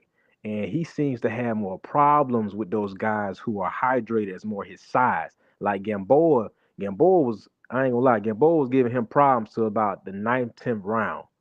Like he was giving him issues. And then, Isaac Cruz, Tank hurt his hand. But like those guys that don't look like they dying at the weigh-ins, he seems to have more problems with them. With Keyshawn and Shakur, you're talking about the highest of the high amateur backgrounds, and these guys have been fighting at these lower weights for a while. They don't get dehydrated like that, and they still had a strength and everything. And I also think that he's worried that his hit's not gonna have the same effect, and he's not gonna be able to. Of course, with Shakur, he's not gonna be able to pinpoint them to a corner or to the ropes to really get his shots off. Yeah, but that's the thing about Tank. I believe he had the type of power that will go all the way up to possibly, I know 147. So I don't think he would. Now this is just my opinion. You could be right about what you're saying, brother. But I just think that when Tank gets in the ring, any concern he flips a switch, and like he was worried about Pedraza. Mm-hmm. When he got in that ring, he showed absolutely no fear of Pedraza. So I just think, man, when he gets in the ring, he's gonna be himself. He's a monster when he's in that ring. Now, I think that he might have some concerns about actually not being able to catch Shakur with that one big punch that he always is always able to land on everybody else. And if Tank was to lose, if Tank was to lose to Lamont Roach, do y'all still want to see that Shakur and Tank next, or y'all want to see Tank if he were to lose? I think it was a fluke if he lose to Lamont Roach. No, yeah, if he lose to Lamont Roach, then I'm going. Everything I thought about Tank, I'm gonna have to re-question what I thought about boxing. You wouldn't want to see him go right in there with Shakur if he did lose to Lamont? No, because he's not gonna do it. No. I mean, that's like I already know if he loses to Lamont Roach, he definitely not fighting Shakur Stevenson. That's not gonna happen. He's gonna want to rematch Lamont Roach. I got you. Yeah, I got what you're saying. There's no way he's gonna want to fight Shakur Stevenson after that. I wouldn't. Mm-hmm. Yeah, I would want to see it, but I know he wouldn't want to do it. He wanted to get the rematch. I would hold him to his word of the money, because the money won't evaporate. It'll still be there. But he gonna knock out Lamont Roach, man. He gonna make it look good for a few rounds. Because he want to prove he been praising Lamont Roach's skill set. Lamont Roach is skilled. So he want to make you think Lamont Roach is so highly skilled. So he gonna do all this little song and dance, and then he gonna hit that boy upside his head and knock his head between the washer and dryer. It's some things I give Lamont Roach a chance, because like the whole thing we was talking about a couple of days ago, to me it still makes no sense. Like, why would Tank not want to fight in DC? Like, that says something to me. Like, Tank don't want the type of environment to where it's 50-50. Well, that's the thing. Even his fans, bro. Mm-hmm. We were just talking about this. Well, let me read this super chat. Boxing Fan Times 4, the super chat. Appreciate the love. Coming through with the 5-piece. Thank you, good brother. He says Tank retirement will be him hiding out until every fight. Hiding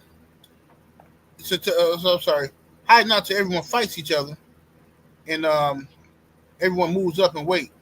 and then come back and fight a Navarrete type dude. Yeah, of course that's what he's gonna do, most likely. But to what you were saying, good brother, I think Tank is not going to. Wait a minute, matter of fact, finish your point. I don't want to cut you off. No, I was just saying that Tank. I'm gonna add on to. I was just saying that it don't make no sense for me that Tank didn't want this fight in that area because it seems like he doesn't want no 50-50, like half of this dude. Like why pull away from that? Like it's saying it's something about this dude that Tank is uncomfortable with. And to add on to that, what's the difference between this fight and the Joshua and Andy Ruiz fight? Do you see what I'm saying, or you think it's totally different? I think this. So you comparing Lamont Roach to Andy Ruiz? I'm just saying, as far as like nobody thought that was gonna happen. Well, no, I did. Oh, because the majority. I thought Joshua would win, but I knew Andy Ruiz wasn't no pushover because Eddie Hearn didn't know who Andy Ruiz was. He talking about some. Because I remember when Eddie Hearn picked Andy Ruiz because he was fat, he picked him like it's easy work. And then when Eddie Hearn was doing this media little interview thing, and people was like, "Oh, wow, you got credit to you guys for picking a guy like Andy Ruiz," you know. And Eddie was like, he was looking shocked, like, "Oh, you like this guy? Or is he good? Or you think he's good?" He didn't pick Andy Ruiz because he thought Eddie Ruiz was good. He picked him because he thought he was a chump. So I said, wow, Eddie didn't do no research. And then Joshua, first time fighting in America, he ain't been back to America, I don't think. Joshua came over here to America, tried to stunt in Deontay Wilder territory, and panicked in the locker room. Yeah, I remember that. Yeah. And I did a video. I did a video because I got a phone call, people telling me that AJ, one of my sources told me AJ was having a panic attack in the locker room. He was crying and he was knocking over stuff, saying that he wasn't feeling right and he just didn't like the vibe of this and that, whatever. So I did a video about it. And people told me to shut up, you lying, you're a Wilder fan, stop lying. And then after the fight, it come out that he had a panic attack. Like, bro, come on, fam. Is that when they said he was tripping on his father, or that was a different fight? Yeah. His daddy was tripping because his daddy didn't want. His daddy was mad at Eddie Hearn now. Eddie Hearn, yeah. His daddy wanted the fight to stop, but not to go on because AJ was having a panic attack.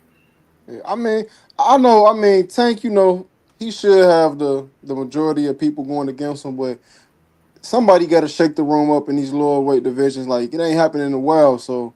I don't know if Lamar could do it. Hey, why not? I don't think it'll ever be considered, in my opinion, a 50-50 fight because Tank pulling him up from 130. But he going in with house money. He has nothing to lose. Like, I think unfortunately this is Tank the most pressure. Because people want him to fight Devin. They want him to fight Shakur. Like, he got a lot on his mind. A lot of people want him to lose. A lot of people going for him. Lamont coming in, he the underdog though. Nobody believe in him at all. All he got to do is come in and shock the world. Lamont, but at the end of this fight, Lamont gonna wake up wearing Kool-Aid on his lips. He gonna have Kool-Aid on his lips, and he gonna be washing somebody's drawers at the end of this. But let's just say he do win. I'll leave it alone after this. What would that do to the 135 if he does win? What does that do? It's gonna shake up everything to me. It's just gonna shake up everything, and I'm gonna be cracking up laughing because I'm gonna say, "Wow, all this time we've been hyping up this Tank versus this and Tank versus the world, and this dude, you know what I'm saying? This dude can't step on the roach. Come on, fam." It'll be a catastrophe. In my opinion, mainly because for one reason, and people might get pissed off at me for saying this about Tank, but I get it. Why Tank act like he do sometimes, because you got fighters that give us what we want, like Devin Haney and Errol Spence Jr., fighters like Deontay Wilder, and as soon as they lose, their fans turn on them. Exactly. Like a 8-day-old pot of collard green. They turned. I think Devin, Wilder. They got some of the most loyal fan bases. The Russian dudes fickle. But it's still us. And when I say us, you know what I mean. It's still I understand what you're saying. They give them the most hate. Yeah. You're right. Give them the most hate, and that's the sad thing about it. You know what I'm saying? If people like of our skin tone are the ones who hate Devin Haney so much. Because they got unorthodox careers too. Like Deontay Wilder, people look at him like, you a basketball player. Like his story, that's a one of a kind story. You can't make that up. That's real life. That he only man that ever did that. Like Devin Haney, once like you've never heard of that before. So he don't get the upbringing of I'm poor. You know, my father went there. Like these is different type of stories. So it's unorthodox. It ain't to the norm. But see, here's the thing. Regardless of what the story is, if Devin Haney was Mexican, if he was an Eastern European, and he was the youngest undisputed champion of the 4-belt era, they would be calling him one of the greatest since Ali. But because he a brother, we got so much self-hate in our community. As soon as one of our top go down, we got memes about him. Not even the next day, that night, we making memes. Yep. We dragging them down the street. So that part is on us. You know what I mean? Now, I agree with you, but you got to look at the people that's putting out that narrative. Like, okay, people say Tank the face of boxing, but when Coach Calvin was his coach, he was saying that like, oh yeah, you got more to choose from it. You can't be digging in the same pot. So if the consumers are thinking that, look at the people that's saying that who got a mic in front of their face. So you know, why wouldn't they go with that narrative or believe that? That's what they're being told. Coach Calvin came out of his own mouth and said that. Floyd said that. Like the people who are the so-called faces of the sport. So I mean, what else are people supposed to believe? If that's what they're being told. But see, we the people, so we got to hold them accountable. See, we don't check them the way they people would like. This is what I mean. Canelo he represents the Mexican people. So it's certain stuff Canelo, even if everybody else disagree, he don't even say. Like he said in the ring, you know, when it comes to my Mexican people, I ain't going against them. He dropped what's his name, Munguia or whatever. A few weeks later, you see them in the gym working together. They people not dragging him. So regardless of what Floyd say, what Bernard Hopkins say, Coach Calvin say, we the people, they represent us. They come from us. And a lot of times when they become professionals and they get to the top, they get distance from where they come from. They forget the people that supported them. They forget the people that helped them through USA Boxing when they was amateurs. And it was black folks putting money together so they could get to where they needed to go. So that still falls back on us, the people. And if our people get in the front and they shuck and jive and start cooning, we need to hold them responsible, and we need to have people to check that. Just like when Shakur got up there and was saying that Tyson Fury's better than Ali, and then you had Keyshawn and Shakur on there flirting with Ryan Garcia after he was pulling the stuff he was pulling. There should be people that pull their card. There should be people around them and say, "Hey man, nah, that ain't cool. We not doing that. We not gonna let you do that type of stuff and then come around us and still be cool." That's what I'm saying. And I agree with you. I'm gonna give y'all another example real quick. They was talking about this on BF show the other night. They were talking about Frank Martin, how he just disappeared off of the internet after he lost. I know why he disappeared, because I seen him on Twitter one time giving away book bags, and black folks was on him talking about him getting knocked out. While he was getting out, being positive now. But you see him doing that to Ryan Garcia? He got knocked out by Tank. Right. They get a black man hell or something like that. But they let Ryan Garcia and all them other people slide. So I don't blame Frank Martin for not being on the internet or not doing interviews or not showing his face, because his own people turned on him after he lost. He already didn't have a huge fan base. But once he lost, man, that guy don't have a moment of peace online.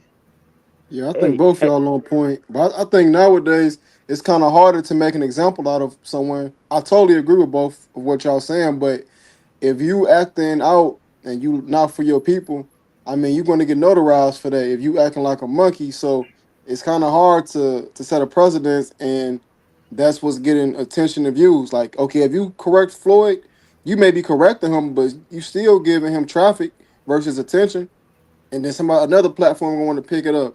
So like, what you just tried to correct, somebody else going to monetize it, and you still keeping this person relevant. Well, we saw Tank align himself with a known cheater. Mm-hmm. And people let it slide.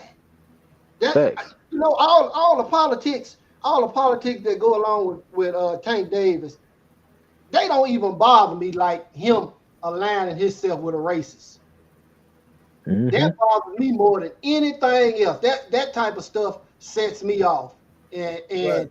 the actual politics, I'm able to look past them, because if I pay too much attention to the politics, I won't be able to correctly judge the fight. I get emotional. So, but him being in the graces of Ryan Garcia, that bothers me more than anything. And look at it like this. Hey, 7-8. I don't know if you ever looked at it like this, but you gotta look at yourself. You're one of the biggest boxing platforms, like basically in history, because Deontay Wilder is a part of history. All his exclusive interviews come from you.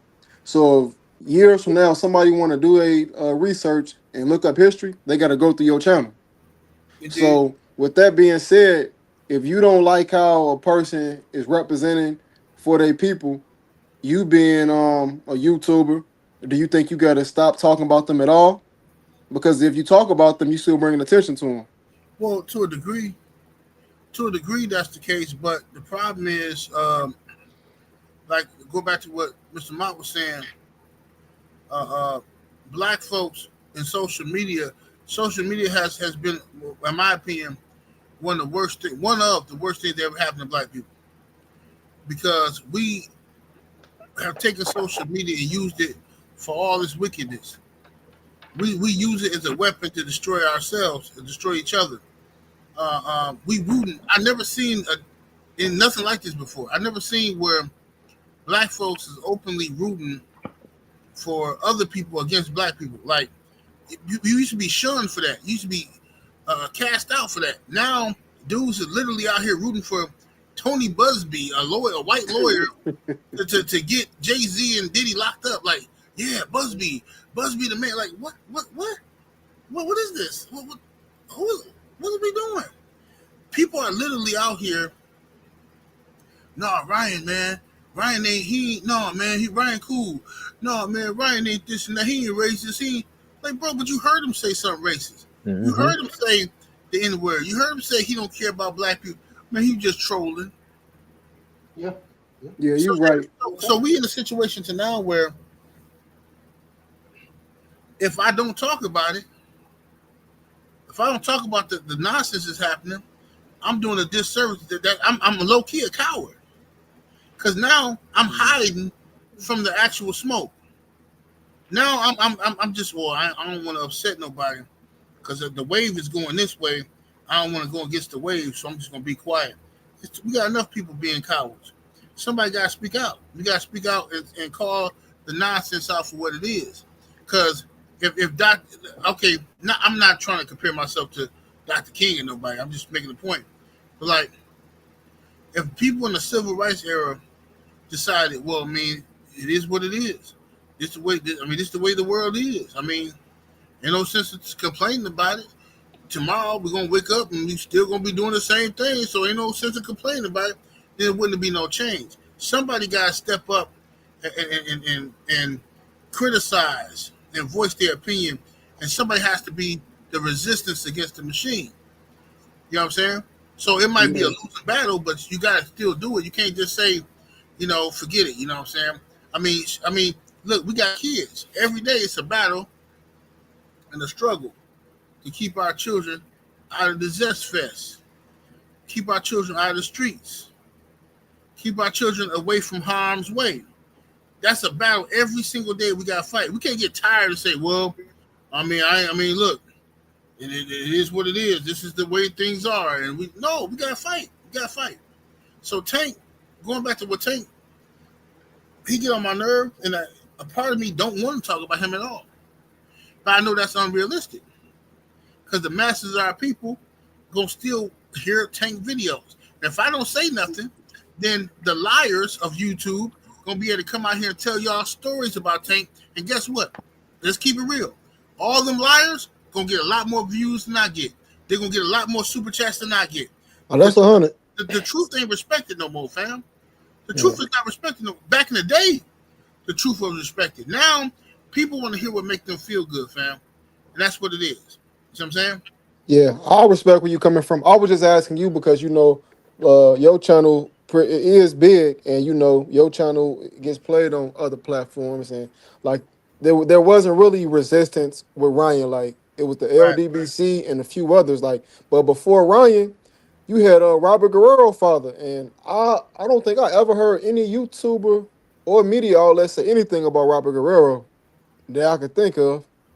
And he was very outlandish. But they beat Kenny Porter down like a dog in the street. Right. Mm-hmm. Yeah, Kenny Porter was, man. Kenny Porter and Bill. I think boxing needed Kenny Porter, and boxing needs him now.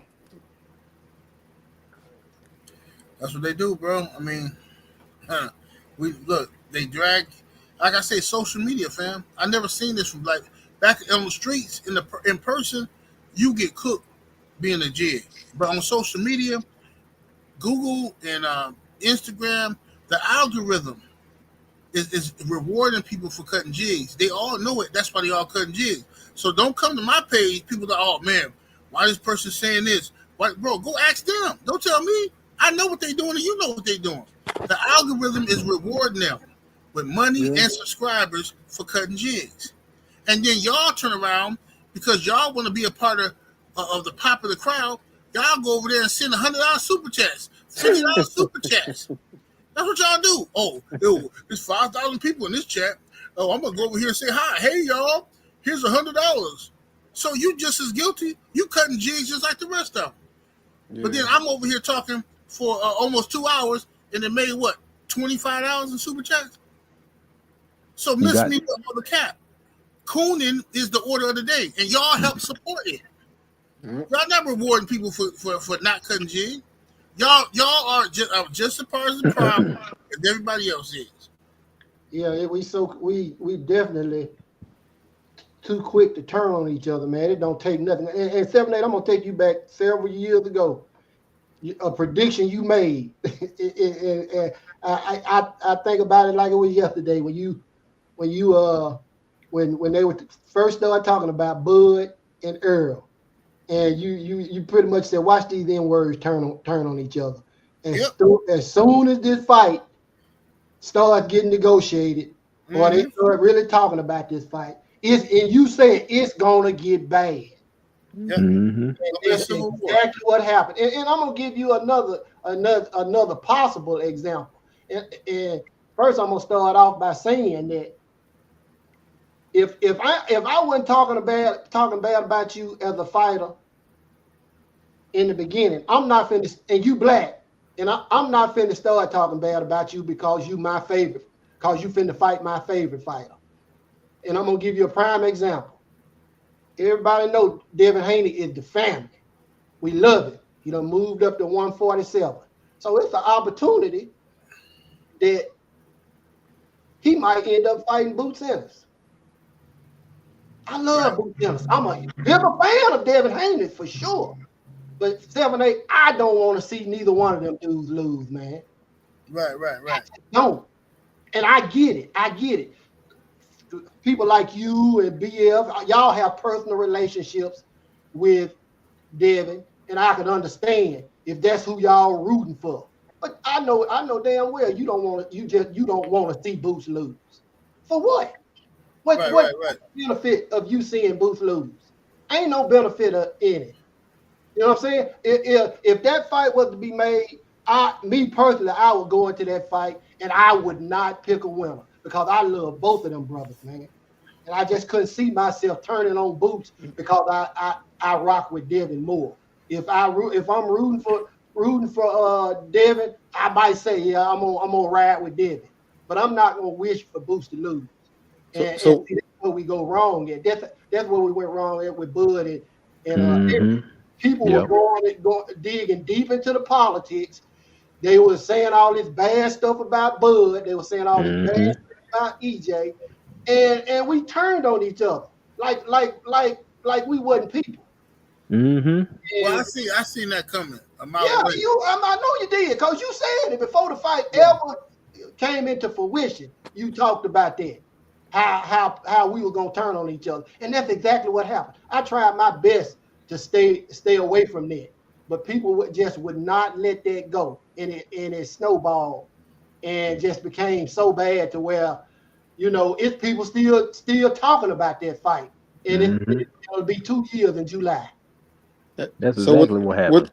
With the chaos that going on in boxing right now, would y'all say it's fair to put the onus on the elders or the people that came before this generation, like just like the real world, the lack of elders and you got some elders acting like they are the young generation trying to fit in? I would. I'm gonna tell you why. Because these kids they can't do nothing without somebody condoning it from our generation. Because it's our responsibility to stop it when it first rears its head to be some BS. But because you got people who are our age that have sold their soul, like I say, to this internet, you got people my age and older. You got the Charleston Whites of the world. You got the Whack 100s. You got dudes who know better but refuse to do better because they getting that bag, the algorithm working for them, right? So they cutting these jigs. Now, they cutting these jigs and they disrespecting their own people. What do you think the younger generation gonna do? They're gonna come in and they're gonna follow suit and they're gonna do it better than you got 50 Cent. 50 Cent, wait, he know better. But all he do is talk about black folks. You got Jaguar Wright coming on here with her crazy self. All she do is talk about black people. If she supposed to know all this stuff about everything, but she ain't going on no sustained attack with no white folk. All she talk about black people this and black people done that. Cat Williams the same thing. The biggest interview ever on the internet is Cat Williams sitting down talking about black folks. Everybody like it because we love gossip. Oh man, you heard that? Hey man, he went in. A bunch of monkeys, bro. I'm telling you, I don't even care, bro. I wouldn't care if Trump put these ninjas back in slavery. I wouldn't even care. And see, by the time, and 7 this is the sad part about it. By the time these youngsters get 20, 21, 22, they can't be reasoned with. You can't tell them nothing. No. You can lay facts out there right in front of them. They listen just to respond. They not listening to nothing, none of the facts. They don't care about the facts. They don't care about that. You can't sit them down, and it's hard to mentor these youngsters these days because it is. They just don't listen. It is. I'm gonna go to Trill Will real quick, but I want to say this. It is, Mr. Mott. But I'm gonna tell you, I think that while we were chasing the bag, while we wanted to be bosses, we lost our kids. Because it was a time in America where somebody was at home with them kids, watching them kids, guiding them kids, instilling our values. Then we got so caught up in chasing the bag and living the American dream. Both parents outside the household, kids at home, governing themselves, doing what they want to do, ripping and running the streets. But guess what? Hey, we got a new Gucci bag. We got new this. I got the new car. I got this and that. Meanwhile, your kids can turn into pure grade A ninjas. Yes, sir. But what's up with you, Will? You're on mute, bro. Will, you on mute, I think. I can't hear you. I think your microphone is not plugged in. Shout out to my brother Boxing Fan Times 4 in the super chat. Appreciate the love. Says Coach, he said Roach couldn't even beat the dude Salido KO. Salute. Can you hear me now? I hear you good, brother. Okay, cool. I was digging everything you were saying because everything you're saying is facts. We just have to go back and look. Like, all of this stuff is a symptom of white supremacy that's been embedded in our communities. Yeah. Like, think about it. The way, how do you get black people from working together? Look at all the times that black people have worked together. How many times we don't put stuff together? Like, for example, you have an example right here in your lap. You built the LDBC, and you look at the biggest adversaries of the LDBC, they've all been black people.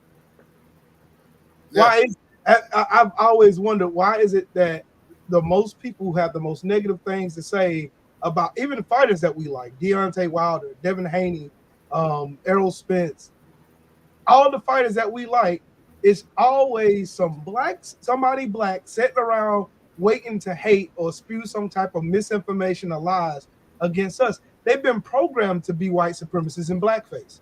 Mm-hmm. Like, look at the communities that we have around us. Just look at it. Just look at exactly what you were just talking about. How our youth seem to be so lost. Look at what they're doing to the educational system. This is all by design. To keep us stupid, to keep us envious of each other, to keep us materialistic, to keep us fighting over the most asinine and stupid stuff, to keep us at each other's throat for no reason, because if they know if we work together, they see power. Look at the LDBC. We've been around for over 8-9 years. And as many people who have came against, we've only gotten bigger. Our voices are more valid. And the more people that come against it, the more we grow. But at the same time, we shouldn't have to fight against our own people in order to get somewhere, because we're essentially here to be the voice for the voices. We're here to be the voice for those fighters that's being disenfranchised and being discriminated against. We're standing with those in the pocket. Like when Ryan Garcia went on Twitter and said all that racist stuff on there, you didn't see none of these people who are supposed black fight fans getting on their soapboxes and using their big old platforms to come against what Ryan Garcia said. You see most of these fools praising him because he allegedly beat Devin Haney. Yeah. Mm-hmm. They had more energy and more hate and vim and vitriol towards Bill Haney than they did against the man calling everybody N-words, talking about how he's gonna dig up George Floyd and unalive him again. Mm-hmm. Like we got a problem. We got a big problem. Like right now, like even the political system around us, it's the same thing. Like art imitates life. Look at everything that's going on right now in America, and then look at everything that's going on in boxing. It's the same thing. Mm-hmm. Right. But once Ryan Garcia, I shout out to you, Trey Will. I think you on point. I mean, you are on point. But Ryan Garcia, I totally agree. But prior to that, let's look at, like, we speaking on Devin Haney. You got Jared Anderson, what he told him when we locked eyes with you. Like, you already got Ryan looking at Devin Haney and how his own people going at him. Right. So when he does it, it's like, it's something that happened before that. I'm holding him accountable. I'm not giving him a cop-out, but I'm saying it's something that led up to that point. He felt comfortable for a reason. That's what I'm getting at. But I do agree with you, son.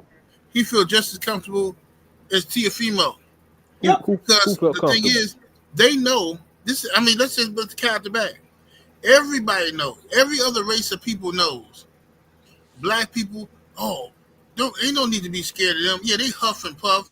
Yeah, they look scary, but they ain't gonna do nothing to nobody unless you one of them. That's what they say. Mm-hmm. Everybody knows that. So it's by design. It's by design. Yeah, I seen it in the streets.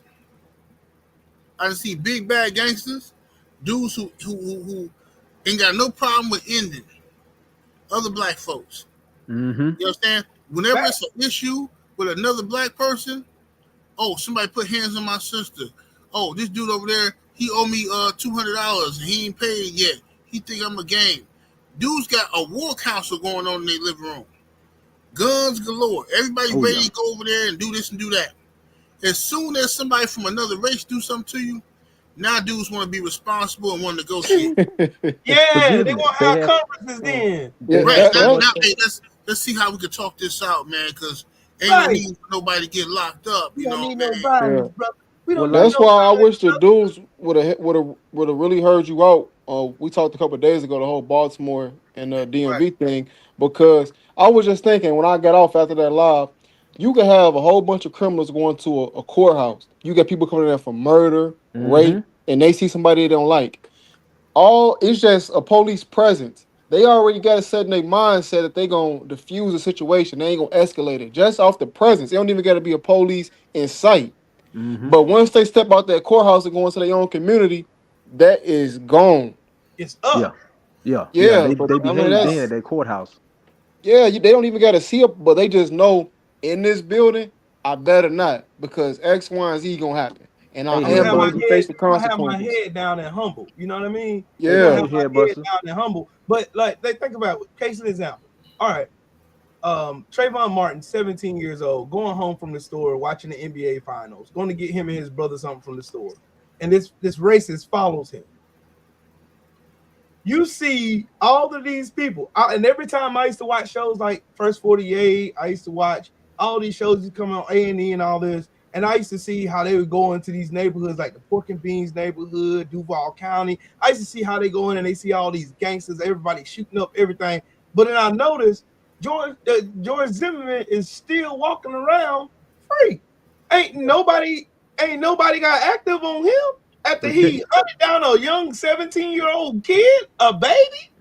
But check this out. Yeah. Like Trill Will said, art imitates life, right? Our women and children are going to be the first ones to deal with our neglect, with how we deal with these situations. That's right. You seen when Floyd went over to Israel and then he thought it was sweet and went to London, and what they do? They got Floyd up out of London. Folks ain't care nothing about him having hands. They ain't care nothing about him having security. Floyd had to get up out there and get up out there quick because the people stand for something. So what people got to understand is when the world sees that we can disrespect these men and they have all this forgiveness in their heart, eventually it's going to be disrespecting your kids. Eventually it's going to be disrespecting your women the same way. When Devin Haney said that no white boy can beat me, man, they drugged Devin Haney like he said the worst thing. And this was on mainstream media. I have not seen Teofimo or Ryan Garcia once posted on ESPN about their statements that they said towards black people. Now, and it's another point. When Terrence, did that little thing with T.O., here's my issue with this. It should not be a situation where it's like, well, we cool now because you saying you just doing this for promo. You disrespected my whole race because you were doing promotion and think it's cool to still ask me to spar.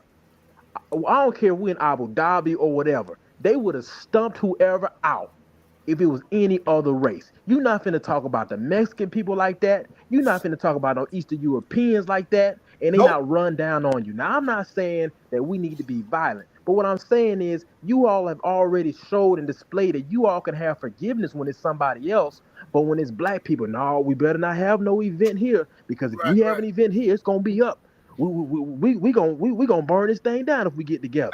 But anybody else, y'all got all this forgiveness. You got all this. Oh well, Ryan ain't that bad because you got so much hate to see him beat Devin Haney. So check it. So what you're saying is, if I don't like a brother, hey, y'all can go ahead and come hang him. It's all good. Y'all can burn and tar and feather him because I don't like him. As long as you don't do it to me. So what you got to understand is you are setting precedence for that to happen because art is imitating life and then it plays back. So you're going to start seeing in your children's school. You're going to start seeing in institutions where people are going to see, well, we can disrespect him. They already said that they don't like him, and they're picking up on this. If we show that we don't like a certain brother, the people that really hate you, the people that really want to end your life, they are the ones that's going to come forward and say, you know what? They show that they don't like each other, and it's open season on the ones they don't like. So when you sit there and you say, well, it's not that bad, how come we cannot have that same reverence for each other? And my last point, 78 on this is, man, don't you ever worry about last point. You cooking too good. Coach, you better cook until you can't cook no more. Yes, sir. All right, I'm gonna go ahead and cook then. So what we have to understand is, see, Head Buster, if you and I are brothers, you and I might have a disagreement in the house, and you and I might fight in the house. But when we get outside, I ain't gonna let nobody run up on you because you my brother, and I'm sure not gonna let nobody from another tribe run down on you because you and me got beef. You understand? Yes, sir. Coach, so what? Yeah. Can I jump in on that point? What you just made? Yeah. Do you think? Like you said, art imitates life. like you think about the times of slavery and times of black people rebuilding like Black Wall Street, like Rosewood, like Elaine, Arkansas, Wilmington, North Carolina, all these specific places that were being built. They were being built off the strength of black people supporting one another, not allowing a whole riot in Elaine, Arkansas happened because like 3 races came over there trying to start static with those sharecroppers that were being robbed by the people that were sharing the land from. And them standing on business meant that they were going to take care of one another. They were going to make sure they held down the community.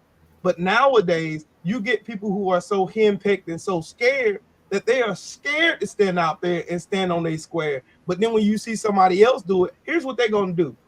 Like when the whole Ryan Garcia thing went down, you seen us, the LDBC, standing on business, video after video after video. But then you have all the other people who claim to be on black business sitting here making excuses for Ryan Garcia to do what he did. Making excuses. Wearing taco hats and stuff. Right. Wearing taco hats, bucking and buck dancing and shucking and jiving all over the place. You have them even trying to go down to the specifics of how much dope Ryan Garcia had in his system just so they can be on the side to say, hey, we beat this confident black man who has a black father president who's doing black father business. That's the thing. That's the thing that keeps making me sick about the whole thing. And that's the reason why I pretty much got out of talking boxing now. Is because I see people that claim to be boxing fans ain't standing on business. Now our communities are in shambles because of this stuff. Hey, Trill Will, check this out. Let me give y'all a quick example. It was like right at the end of last year. I was on Twitter and they were talking about Devin Haney and Ryan Garcia. They were talking about Ryan Garcia being racist. Now, I was going back and forth with some youngsters on there. They had the pictures up. You could tell they were them YNs or whatever you call them. And I was saying something about how racist Ryan Garcia is. And the young man said, and it just shook me to my core. He said, what does him being racist got to do with me? Mm-hmm. And when he said, this is a young black man, and I basically told him, just keep living, brother, and you're going to find out what him being racist got to do with you. Man. They coming.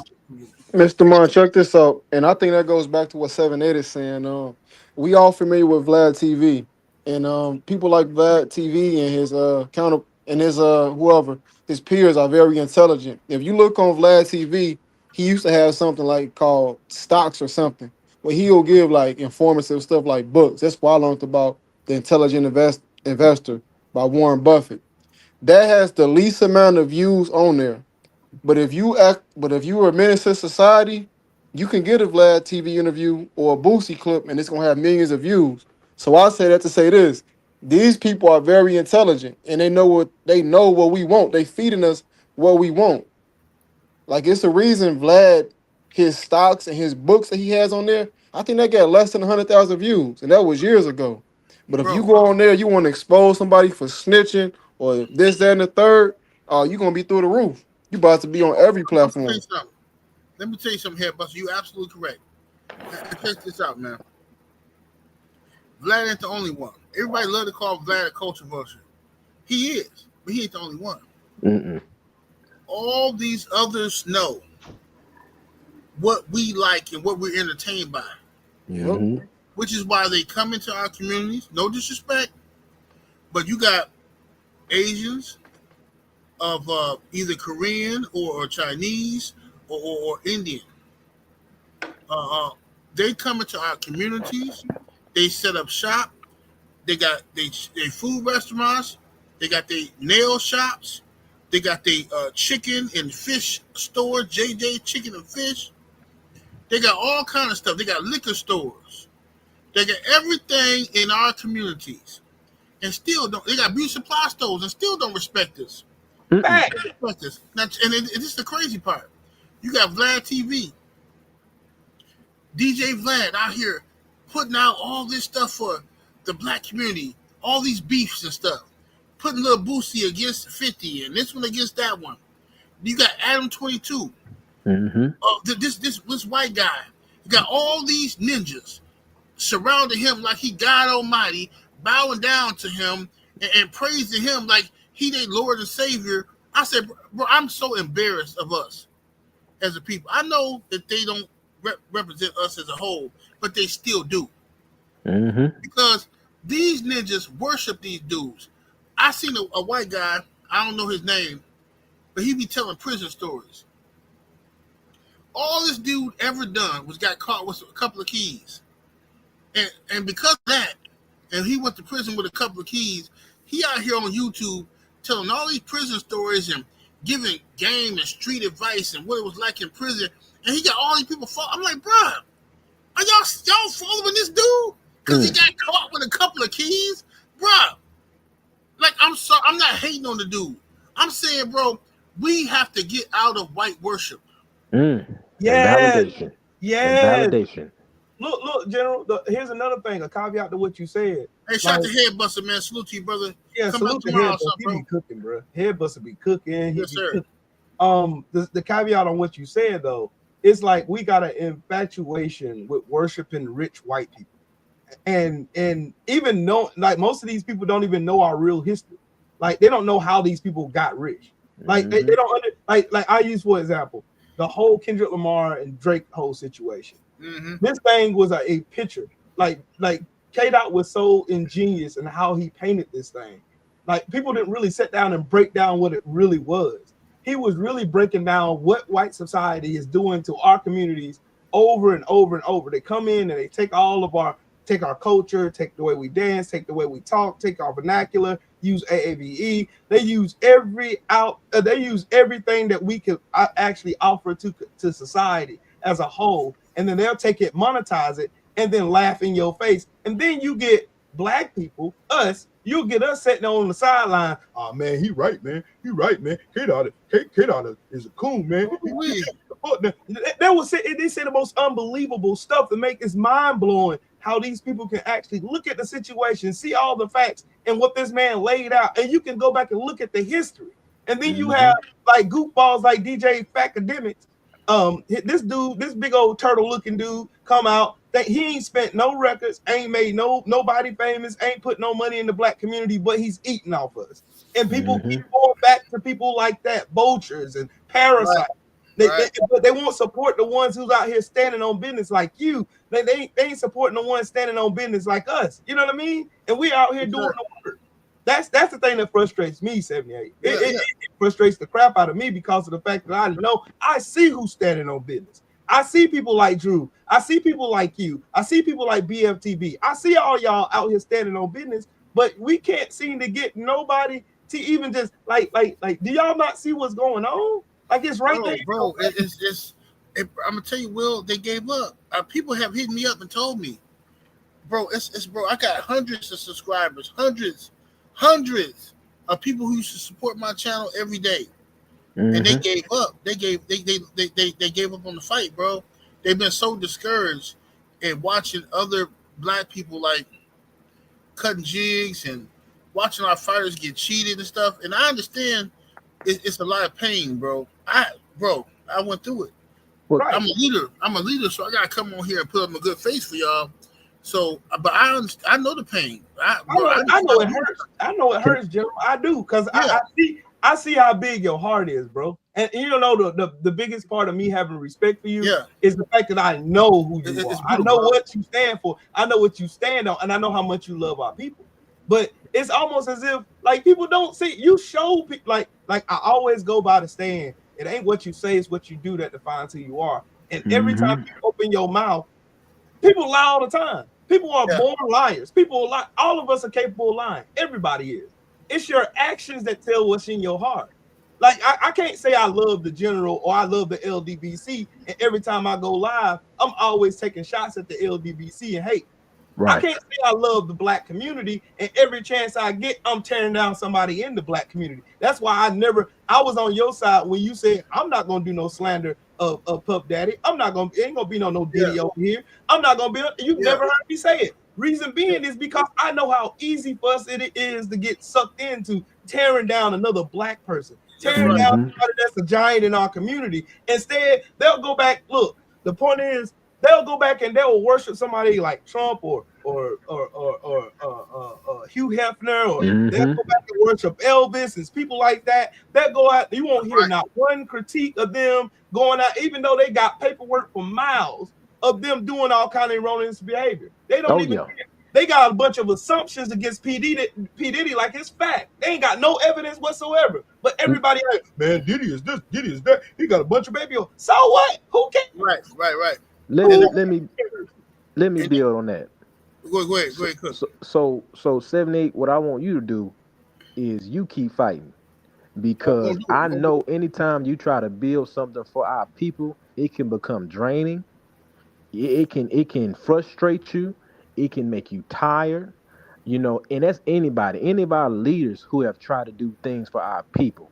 It is a hard job, and it is a weight on your shoulders. So I appreciate everything that you've done. And I want everybody to know this. Since our sojourn in this country, there have always been people in our community that have been against the best interests. And that's going back to slavery. There are people that wanted to leave the field, and there are people that wanted to stay. There are people that wanted to burn the house down, and there are people that would have told on you and got you hung for even thinking the thought. And I want you to understand that these people, when you all were talking about the people in our communities, everybody comes to our community and sucks off the breast of the black community. And they take the milk back to their communities, and their children are going to colleges. Their children are becoming lawyers and doctors and serving their communities, and we allow it. We will say, I'm not going to spend money because this black person has a bad attitude. But Susie Q can talk to you crazy in the Chinese restaurant, and you've been going there for 20 years. Talk about it, bro. You have to get your mind right. Now, second point to that, what you were saying is, I want you all to think about, well, why are the Chinese? Why are the Arabs? Why are the Indians? Why are these people in our community? The reason why is because there was a time they couldn't set up no businesses anywhere else. They could not set up businesses in the white community. They had to set them up in our communities because we allowed them to come in among us. And every time we allow people, and they despise being in our community, and they hate it. They disrespect you. So if you can have that reverence and respect for them, you have to have it for you. And what we have to understand is when we want our fighters and we ask for Tank and we ask for Arrow, whoever it is, to do the best, to fight the best, we are doing it out of love because we know their greatness. And you all need to know the difference from those who was doing it out of hate and those who was doing it just to cause division amongst us. And my last point to that is what people have to understand is nobody wants to go at us head up. And what I mean is when we are unified, they have to cause division first. And this can go all the way back to the 60s. When we were together in the 60s, there was something that happened. I want everybody to think about this. How come during Black History Month, the 70s isn't talked about a lot? The reason why is because there was a COINTEL attack on every organization and institution, but the attacks that I'm about to talk about are not the ones that are familiar to everyone. First, we had the women's rights movement that came in the 70s. Okay, yep. I'm not talking about the one before that. I know somebody gonna say, "Oh, hey, that didn't start then." I know it's a coon right now that's about to start right now. Let me cook first. Yep. What I'm talking about is there was a group of women that got in the black woman's ear and made her feel that she was getting something that she would get somewhere else. All right, that was the first. Then we had the gay movement in the 70s that separated the gays from the black community. We've had several movements that happened during that time that really went through the middle of the civil rights movement and struggle. Then, I mean, they hit us from all sides. They hit our gangs. They hit our militant organizations. They hit our schools. They put our scholars against scholars. And once they killed most of the church leaders, they put a bunch of, I want you all to go look at some of those declassified MLK files, and you will see that there were church leaders that they told not to wear ties the day they shot MLK. What we are dealing with is the same attack that was on people then, we're dealing with it today. So anytime one of these fighters talk about us in a way they should not be, don't ever think, oh, it's cool, oh, he cool. No, this is what it stands on. It stands on murder of our people. It stands on white supremacy of our people. And you should not take it lightly, because very soon, if we do not stand up for something, we're going to fall for it all, because our women and children is going to be open season on them, and you have to get your mind right. And if you see a brother like 78, if you see the general doing his thing, if you see somebody like Trill doing his thing, any brother that is trying to do something that is giving you a platform or is giving you a helping hand, you help that brother. You help him pick up the other side of that table. You don't get up there and try to belittle his accomplishments or cause division in his movement for the enemy, because the enemy, once he sees that I have division between you now, they can come in and destroy us all. Ooh wee, hey, man, look at man. Ooh wee, look man. Oh, go ahead, OG Mr. Mike. Go ahead. You can cook? Yeah, I ain't gonna really cook. I just want to give this. I don't know how old this young brother is, but he wise behind his years. And man, I appreciate that. When I'm in class, I listen. I don't say nothing. Unfortunately, all this good cooking that y'all guys is giving us, man, it ain't being heard. And proof is from what we had to deal with the other day, 7-8, with that brother from Baltimore. Yep. It was nothing that was said could get through to him. And that's where we at with our youth. All this good knowledge, all this good cooking, and they just not hearing it, brother. It's not even something that they would listen to. And Drew will tell you, is one thing that one of the sayings that I always say is these youth today have no connection to their ancestors. Hey, can I jump on that one? They never will. They don't. I'm gonna let you go here in just a second, Will. Go ahead, bro. And they never will. They're not moved when they hear a speech by Martin Luther King. They're not moved when they see a picture of Emmett Till. They're not moved by none of that stuff. It means nothing to them. So, it's hard to say what our future holds, but I know what their future holds if they don't get it together. It's gonna be a sad day for all of these youngsters if they don't open up their ears and just listen sometime. You know what? The jump on the caveat what the OG said, as long as they can continue to hide our real history, the more this is gonna stay the same. That's the reason why right now in 2025, we're still talking about the same thing Martin Luther King had a dream about. That's the reason why we're still talking about the same things, standing on business like Malcolm X talked about, Marcus Garvey, all of these prime leaders that came before us. That's the reason why we're still having these same conversations, is because of the fact that our history's been hidden and people don't know our real history. And then they made our society, made our community such that we will rather listen to gossip, we'd rather listen to drama, we'd rather hear somebody tearing somebody down. Like I've noticed it. Like when I got on video and matter of fact, let me turn my camera on for this one, because I want y'all to hear me. When I got on the videos, when I was knocking people down who was out here lying on my name and doing all this disingenuous stuff, I had hundreds of people in the video listening, chiming in, and doing the whole nine. But as soon as I start talking about something to build our community, I barely see anybody there. Just like the general. Like you show the general that you appreciate his content, his time, his effort. You show him that by super chatting him. You show him that by cash apping him. He ain't up here begging you for no money. He ain't begging. It shows the public. It shows everybody who tunes in and watches his videos that everybody around him values his work. That's why I super chat him. That's why I send my money. Because of the fact this man right here, if it wasn't for this man right here, bro, we wouldn't have a platform. We wouldn't have a voice. Wouldn't be nobody out here standing on business like we've been standing on business.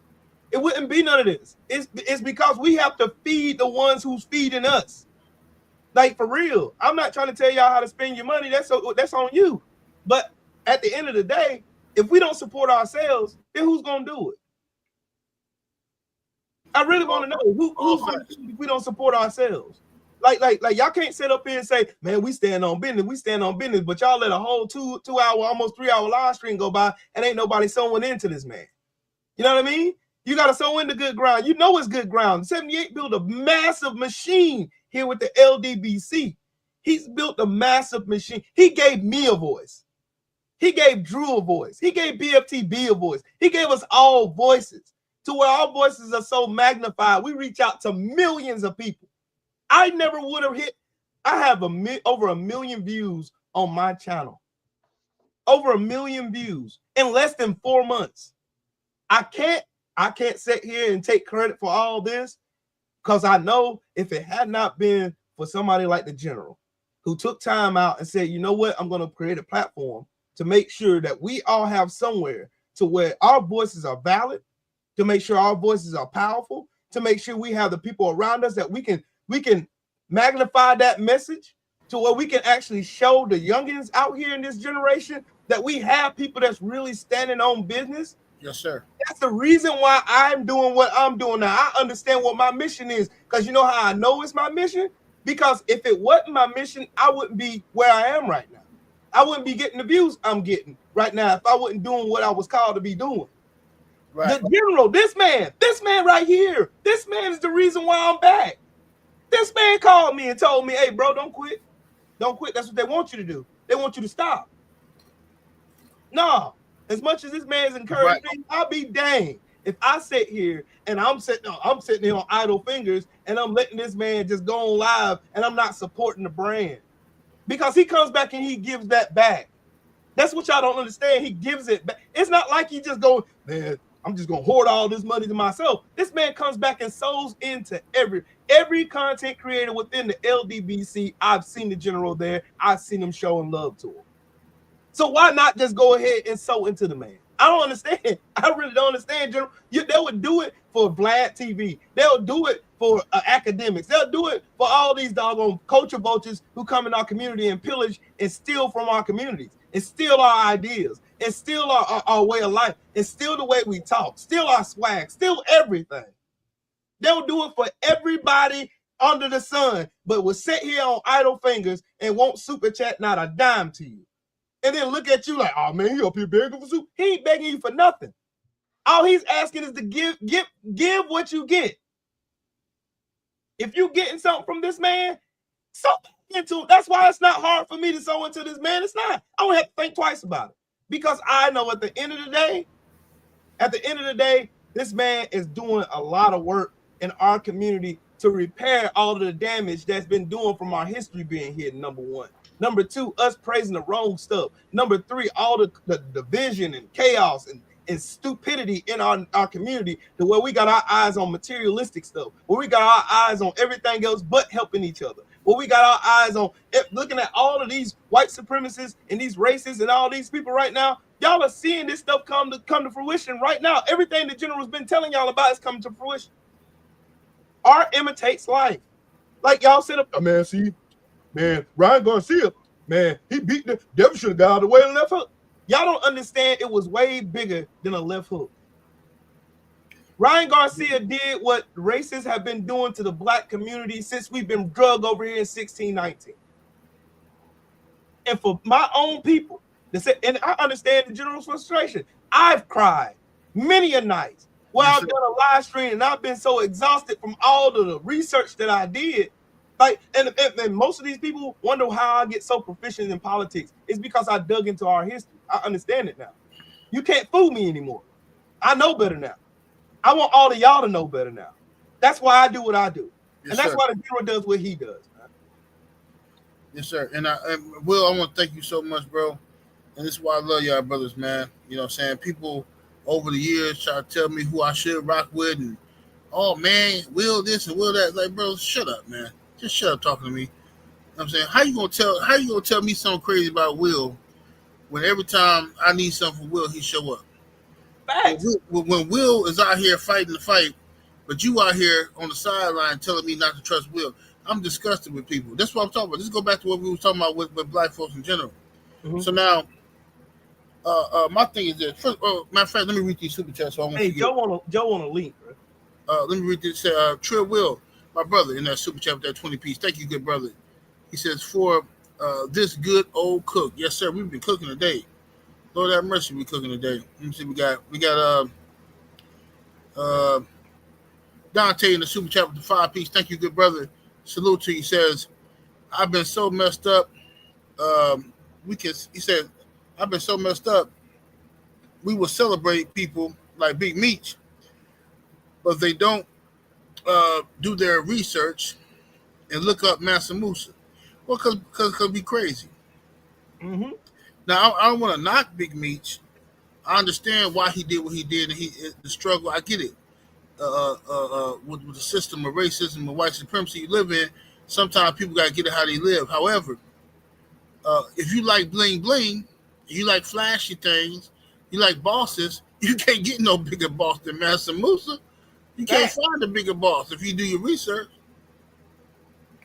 Nada 86 in that super chat with the 20 piece. Thank you, good sir. My brother, Nada 86. Thank you, sir. I appreciate you. Much love. The village brother in the super chat with the 5 piece. Thank you, good sir. Says, General, you need to put this on Patreon. This is too much fire on this live. Thank you, everyone on the panel. Salute, brother. Thank you, village brother. Salute. Man, this is a great live. We cooking today. Hey, Sam, let me say this real quick. Okay, I got one more, Mr. Mott. Okay. K Mac in the super chat. Thank you, good sir. Coming through with the 5 piece. Appreciate the love. He says, is this a barbecue? Because y'all cooking. Yes, sir. OG Mr. Mott. What's up, brother? Yeah. This is my thing with the LDBC. And you know, I done spoke on this before. You know, I done got to an age where I'm getting to be one of the older members of my family. Right. You know, I'm 55 years old. I got a brother or two that's older than me, a sister that's a year older than me. But we're the older members of our family, and I moved away.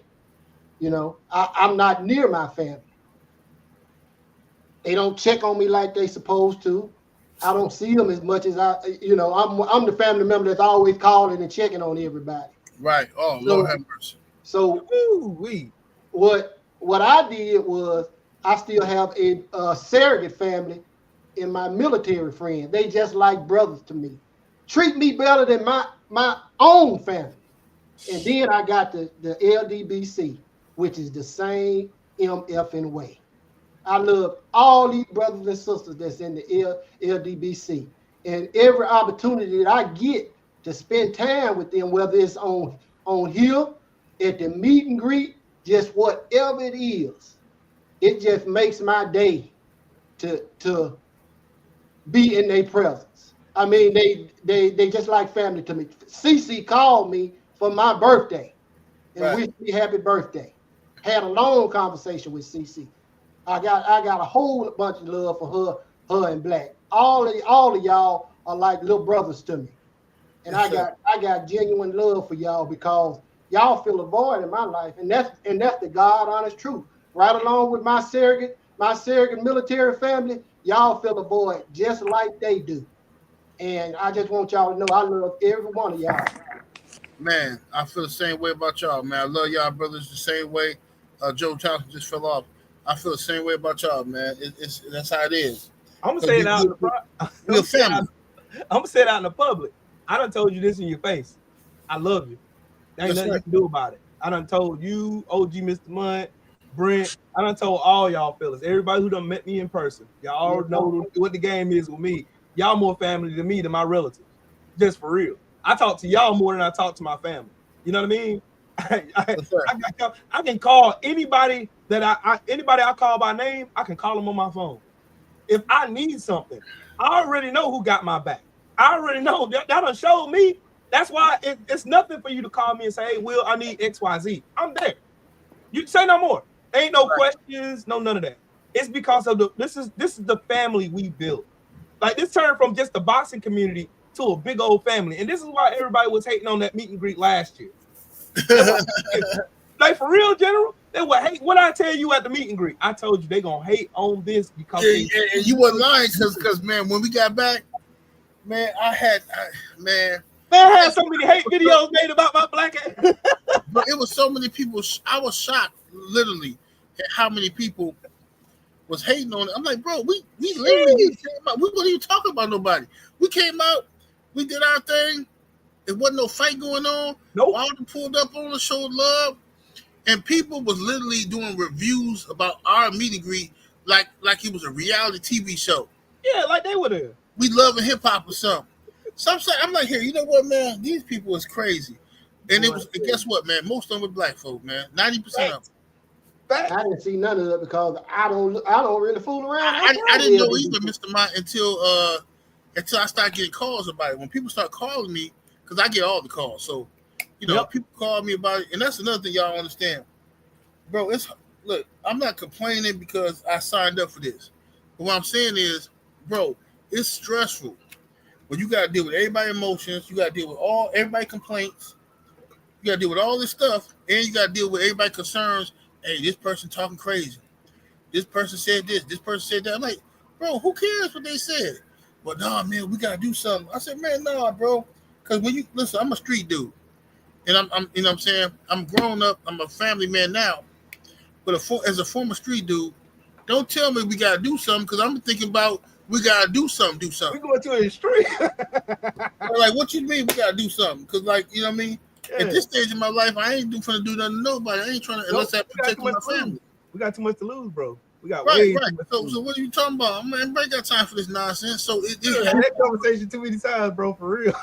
Yeah, we had the conversation. So shout out to Carter Face Stiller in the super chat with the 5-piece. Thank you, good sir. He says, salute to the general in the seed you sow.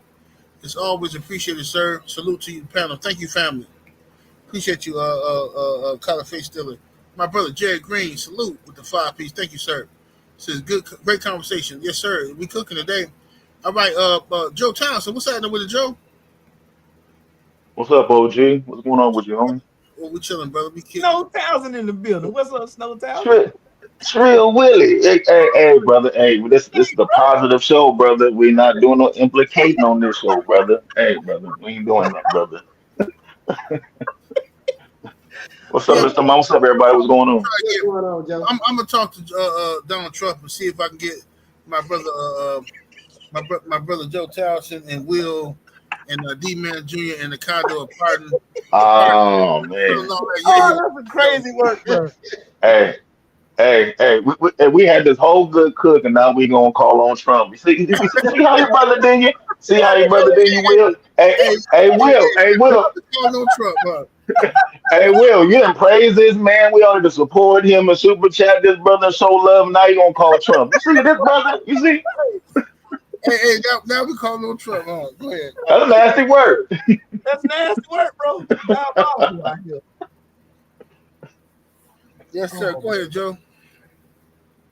Yeah, man. Yeah, no, I was just enjoying the good cook. You know what I mean? And one thing that I wanted to bring to the conversation was that we're talking about all the examples of how, how we're not on code and how, we're not doing how we're supposed to be doing to supporting and helping our community.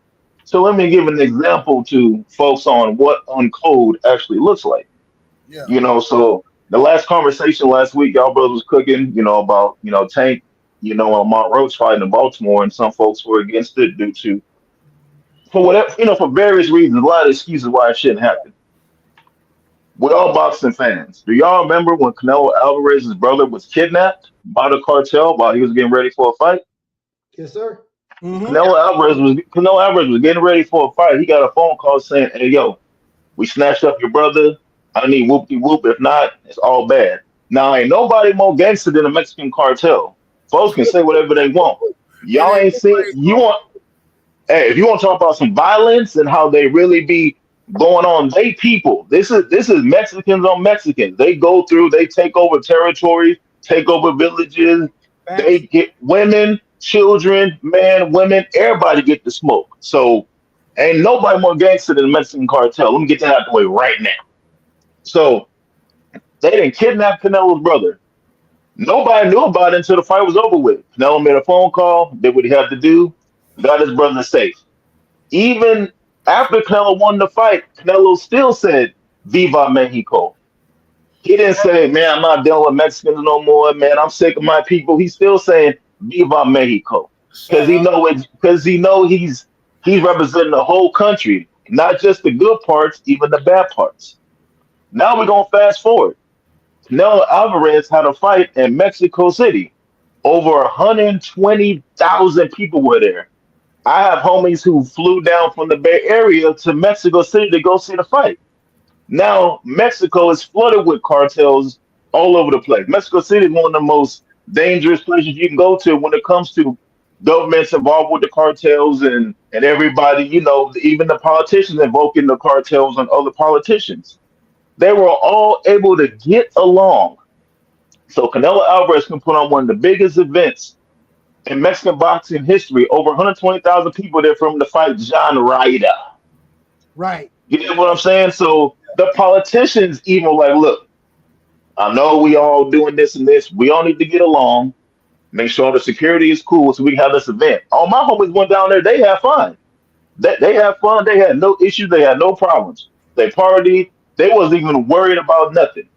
So you telling me a place like Mexico where there's cartel everywhere, where there's violence that you can't even imagine going on over there, but somehow they can make that fight happen, but we can't have a fight Washington D.C.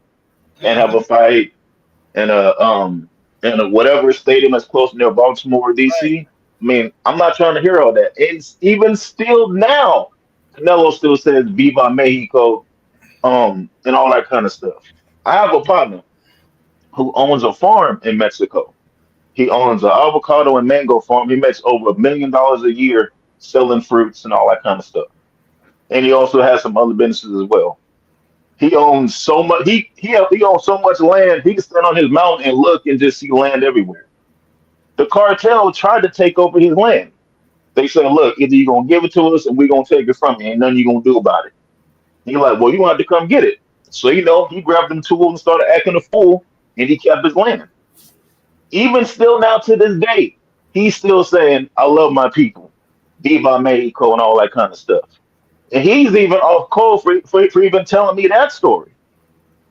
But he still loves his people, and he's still on cold. So there really ain't no excuse for why folks can't get along. There's no reason why we can't even have a conversation. We talking about folks being unreasonable, and you can't even. If you're such a monster, you can't conversate with nobody. Then you're somebody who shouldn't be around us in the first place. Man, so man, you cooking, bro. You cooking. Man, and I want to say this before I go to the next brother. But first, shout out to Rayan Martinez in the super chat with the 10-piece. Thank you, sir. Thank you for the support with that 10-piece. It's definitely appreciated. Salute to you, good fam. To what Joe was talking about, man, you can't get no realer than that. When I had the brothers on the panel talking about Baltimore, I was so upset and discouraged behind that, because here we are trying to talk to the youngster that's 20 years old. Then we got older brothers from the DMV area coming on, basically co-signing why shouldn't be no investments or fights in the DMV area. I'm like, huh? Like, what is it? Do y'all know what y'all saying? Brothers, right. Y'all realize what you're saying. Like Joe just pointed out. Ninjas. What's funny to me is we can't have no fight in Baltimore, right? We can't have no fight in Baltimore. We can't have no fight in DC because Ninja's gonna shoot it up. Ninja's gonna act the fool. Ninja, but yet that don't stop you and your nappy head baby mama from going to vacation in Mexico. Even though Mexico got all this stuff happening, people disappearing, all kind of people getting kidnapped. Y'all still going down there. Tijuana. Oh, we finna go kick it. We're going to Mexico. Y'all not even afraid of the cartels. And like Joe said, ain't nobody more gangster than them in this day and age. But y'all still going down there for vacations. Boxing, still putting on fights in Mexico. Ain't nobody saying shying away from that. But yet, y'all want me to believe black folks can't do nothing because, somebody gonna get the fight. And even when it's a little fight, even when it's just a scuffle in the crowd, which happened in almost every fight, by the way. It's just about how much media attention they give it. Whenever you get 19, 20,000 people, somebody's going to sit in the wrong seat. Somebody's going to do something they shouldn't be doing. It's going to be some scuffle. But it depends on how much media attention they give it. So when it's a scuffle about black folks, they say, look at them. You can't take these ninjas nowhere. Look at how they acted. But when it's some Latinos fighting, don't nobody say that. Oh, passionate boxing fans. You got to love boxing. Right. 78 to piggyback on what you're saying, I was at the Wilder Fury 2 fight. I was there. I never seen so many gypsies in my life. I didn't even know what a gypsy was until I seen Tyson Fury. And then I went to the fight. Gypsies everywhere. You had gypsies fighting gypsies. Yeah. You had gypsies getting drunk. You had white folks fighting white folks all over the place. I ain't see that on the news. I ain't see that on none of these other so-called boxing channels talking about, oh, look at these people, uncivilized. Man, them gypsies, they were taking seats, pulling folks out their seats and sitting down. And if you want this seat, you're going to have to move me and all type of stuff. But ain't nobody talked about it. Hey, to piggyback what you said, I went and seen Tank Davis versus Mario Barrios, and it was nothing but us in there. I ain't see one fight. I ain't see nobody out here looking at nobody no type of way. It was 16,000 people in the State Farm Arena, and I didn't see not one scrap. I ain't see nothing. It was a whole people walking up to me. Hey, what's up, bro? This is beautiful. Cool. I mean, it was amazing. I talked about it on the video on my way home. It was beautiful. It was just nothing but a bunch of black people together, just chilling. It was nothing but us in there. That was it. So it can happen. That's what gives me hope, because I know I've seen it firsthand.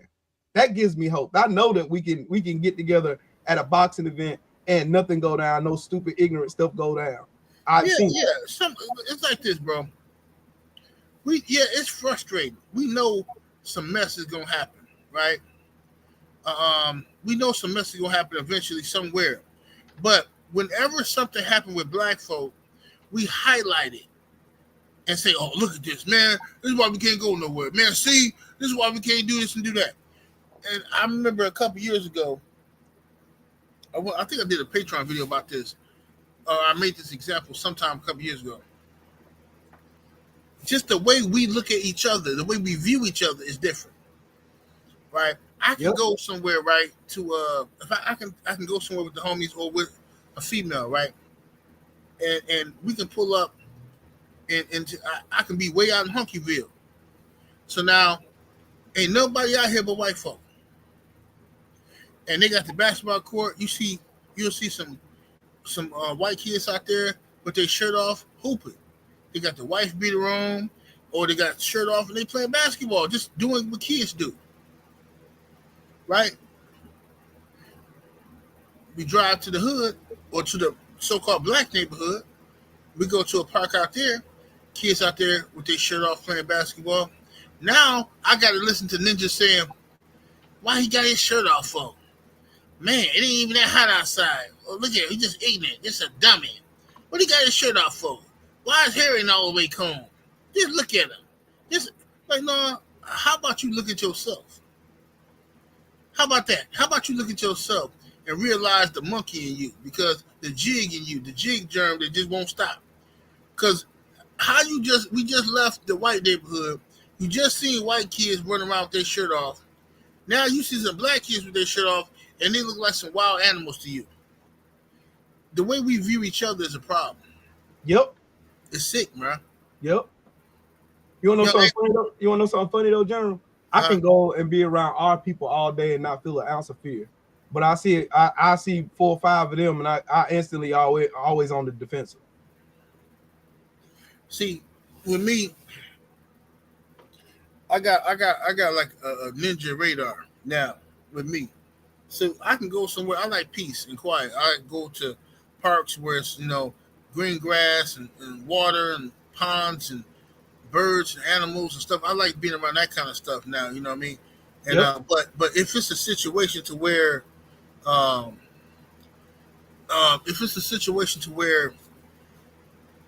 somebody acting a fool or doing something they shouldn't be doing, I'm gonna call it out where I see it. You know what I'm saying? Whoever they is, But let me go to you, young Abel. I see you in here. What's up, Abel?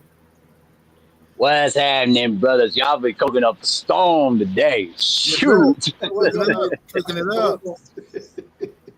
Yeah, cooking it up. And then I got to see Joseph Townsend and his San Francisco show bone, a little behind over there. But he still ain't pulled up to the LDBC meet. But you better pull up in Vegas, bro. Otherwise, we're going to have a problem. Abel, I'm not from San Francisco. Amen. The same way you're not from Minnesota, but go ahead.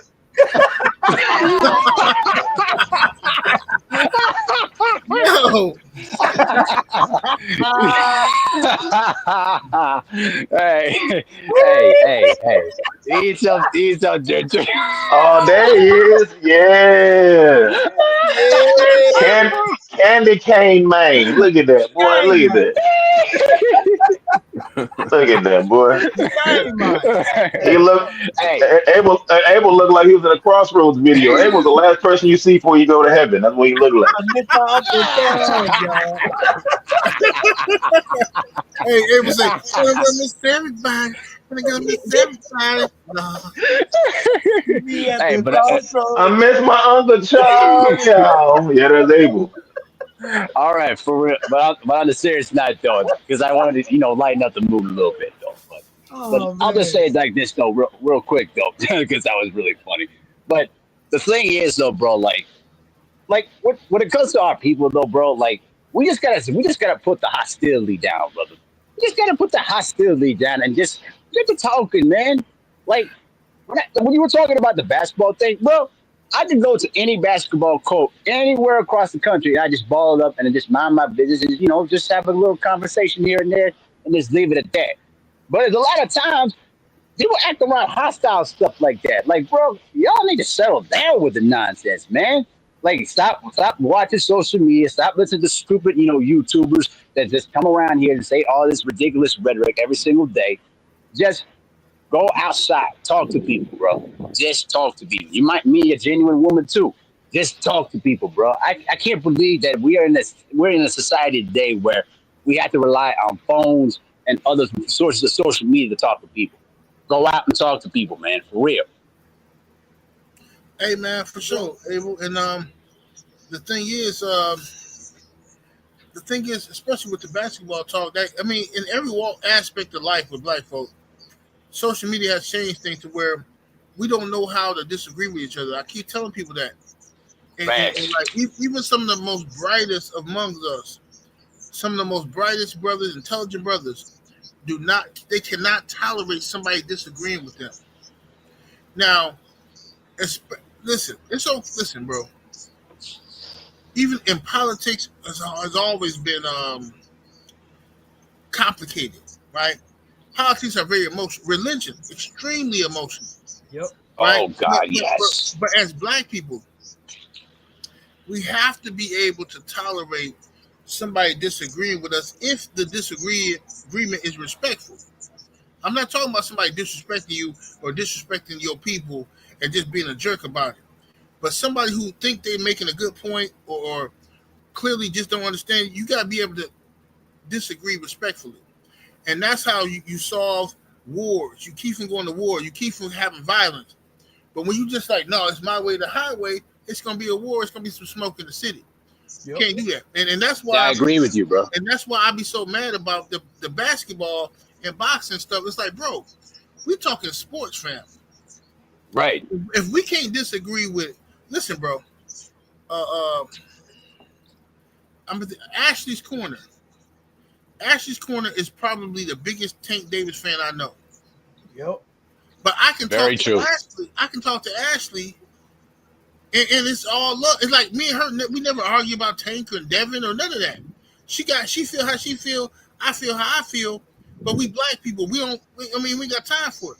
For instance, I feel how I feel about religion. I've been through different things with religion, my own trials and tribulations, right? But I respect Christianity and I respect Islam because of what each one of them has done for me in my life and made me who I am today. My values come from those places. So even if I don't consider myself a Christian or a Muslim, my foundation comes from those people. You see what I'm saying? So I can't diss them. But if you can't handle me not being a Christian or not being a Muslim, so you're gonna dismiss me and everything I gotta say, then you a clown. Like you forgetting, bro. Black people come in all shapes, sizes. We got so many different ideologies. If we focus only on, you gotta agree with me, we ain't gonna get nowhere as a people. Nowhere. Oh, you gotta be a Christian. You gotta be a Muslim. You gotta be an atheist. You have to be this or have to be that. Now you're being a dictator. You ain't no better than Donald Trump, because you know Trump trying to be a dictator too. That's what he's trying to do. But I'm sorry, I shouldn't have went to politics. My bad.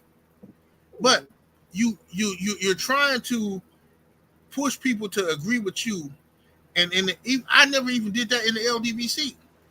I always open up the platform to say you can have your own opinion. Now it's backfired on me because it's funny, because all the people that I said I respect them having a difference of opinion, they turn on me. Ain't that crazy? That's funny. Oh yeah. That's man. very true. Hey, you know what though? But you know what though, Stephanie? Hold on, real quick. But you know what the messed up part is? You preach all those good things and how we need to improve as black people. But you know the flip side is, and I remember the super chat I sent you, True Will, on your show yesterday. Yep. They turn around and then call you a tether, just for simple disagreement. Bro, crazy, and then you just sit around here like, what the heck is wrong with you? You're taking some stupid stupid word and then try to regurgitate it and try to make it like, oh, I just agree with you. You a tether. Man, forget you, bro. You ain't. That just shows when you have lack of intelligence. They say, good point, Abel. The tether stuff, that's another thing, and that's another thing people got mad at me about. Like, look, bro, I'm old school, bro. I love black people, right?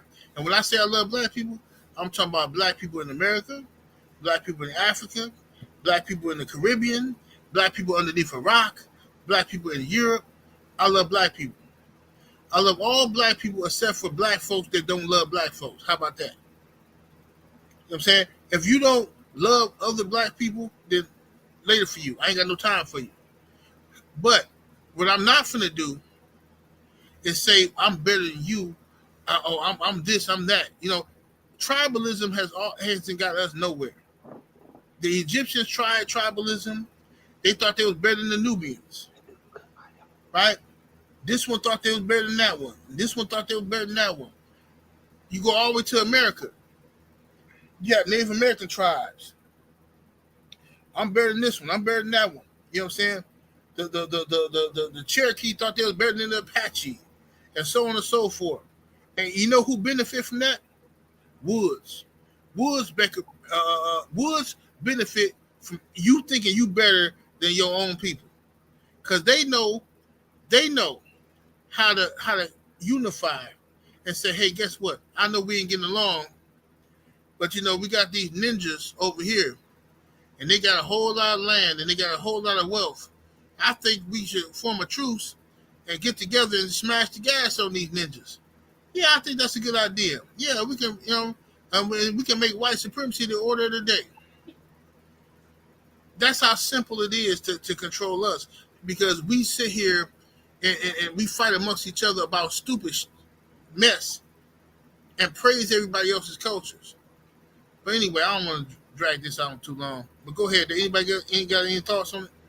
Hey, you know what's funny? I thought about that Joe was saying about Mexico. I remember when me and Joe went to Dallas with our brother Jay Good, one of the coldest brothers this side of Mississippi. Went down there to Garchella, and just the environment there with hundreds of black people. There was no fights. There was none of that. With no weird stuff going on. It was just a bunch of good energy. Just everybody sitting around. It wasn't nobody thinking they were better. That's the thing I love about the LDBC, is the fact that there ain't no big eyes and little U's. Everybody is pretty much a cohesive unit. It's nobody like big dogging somebody and making them try to feel small. Maybe because you may have 95,000 subscribers and I have 6,000. There's still no difference. We're still men at the end of the day, and you don't have anybody trying to little boy anybody. That's the thing I don't like. And if anybody knows me, you know I hate a bully. I can't stand bullies. I can't stand people who try to make themselves look big and say, well, you only got 1,000 subscribers on your channel. I got 12. So what? Right. So like you're like what I you can have 1 million subscribers, and guess what? When you get done with your live stream, you gotta put a TV dinner in the microwave, and then you ain't got no wife, you ain't got no kids that love you, you ain't got nothing. So what that mean? That's where your real validation comes from. That's why I'm not moved by anybody that get up and think an insult to me is telling me how many subscribers you got versus how many I have. I don't care about that. My validation comes from when I turn this computer off, I turn this camera off, and I go and I hug my wife and I tell her how beautiful she is. Or I tell my kids how proud I am of the moves that they're making. That's where my validation comes from. When I see my kids actually enacting stuff that I taught them over the years, that's where my validation comes from. And that's what our community needs to get back to. Our community needs to get back to validating ourselves by our action, by the love we receive from our families. That's what we need to get back to. That just like it is proof. You can look on YouTube. There's plenty of people who don't bought subscribers and make themselves look like they're bigger than what they really are. But at the end of the day, when you turn that computer off, are you really that dude? That's the question I have. Are you really that dude? Are you really what you think you are because you got all these people cheerleading you in your chat or whatever because you going along to get along? You saying the stuff that one. That's one reason why I don't get into none of these debates and stuff like that. Because like you were saying, like politics and religion, and I'm a preacher's kid and I talk politics. So I know both ends of the sword.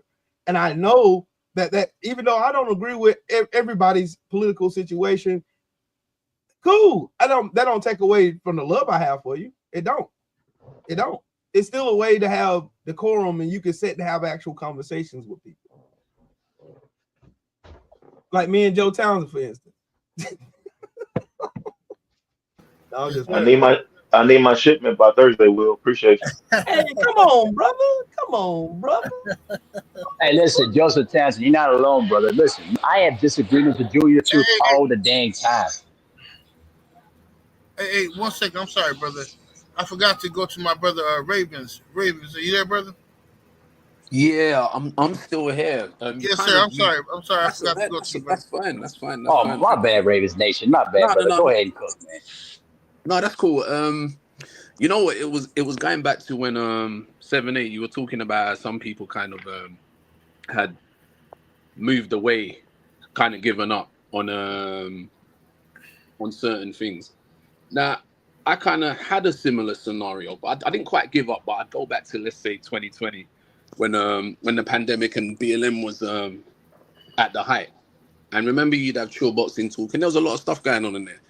And even myself, I think that was a little while after. Do you remember the Amber Gaia case?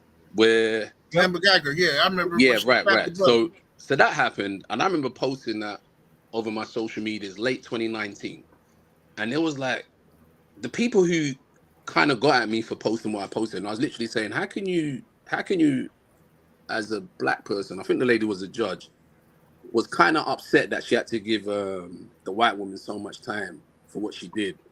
And the guy's brother was also hugging like the white woman who killed him or shot him or whatever it was. And I posted and was like, what the hell's going on with our people? Like, how'd you even get to that point? And it was mainly black people who were telling me, oh, you should take that down. You know, you shouldn't really say that. Long and behold, I'm going to get to my point. So that was late 2019. So we get to summer 2020. And those very same people were pretty much very loud and proud with the BLM stuff. And let's go and do this and let's go and do that. Right. And take in mind, like, we were obviously still in lockdown. And I was getting to the point where I was like, wow, you know what? I think black people are finally there. I think we're all on the same page. Lockdown ended and people were worse than they were before. Yeah. Like, it's like they just forgot. They switched off and went right back to the stuff they were doing, even worse. And you see, like, the stuff with T.O. and Ryan, I look at that and I'm like, well, how would that have gone at that point? Would people have just been like, oh yeah, you know what, don't worry.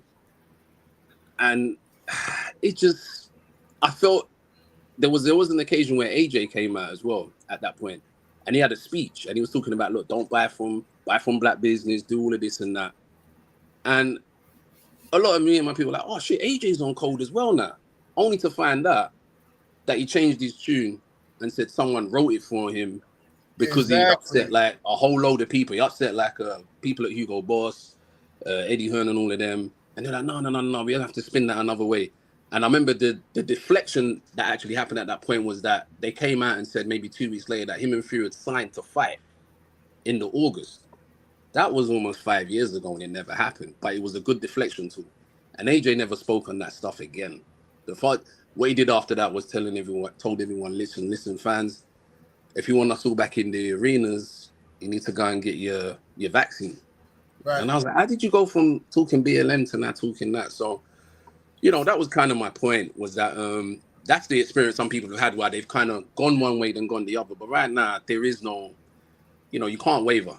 It is what it is. And you get these little reminders by little comments like what T.O. makes, what Ryan Garcia makes, that, racism is in boxing. It's not going nowhere.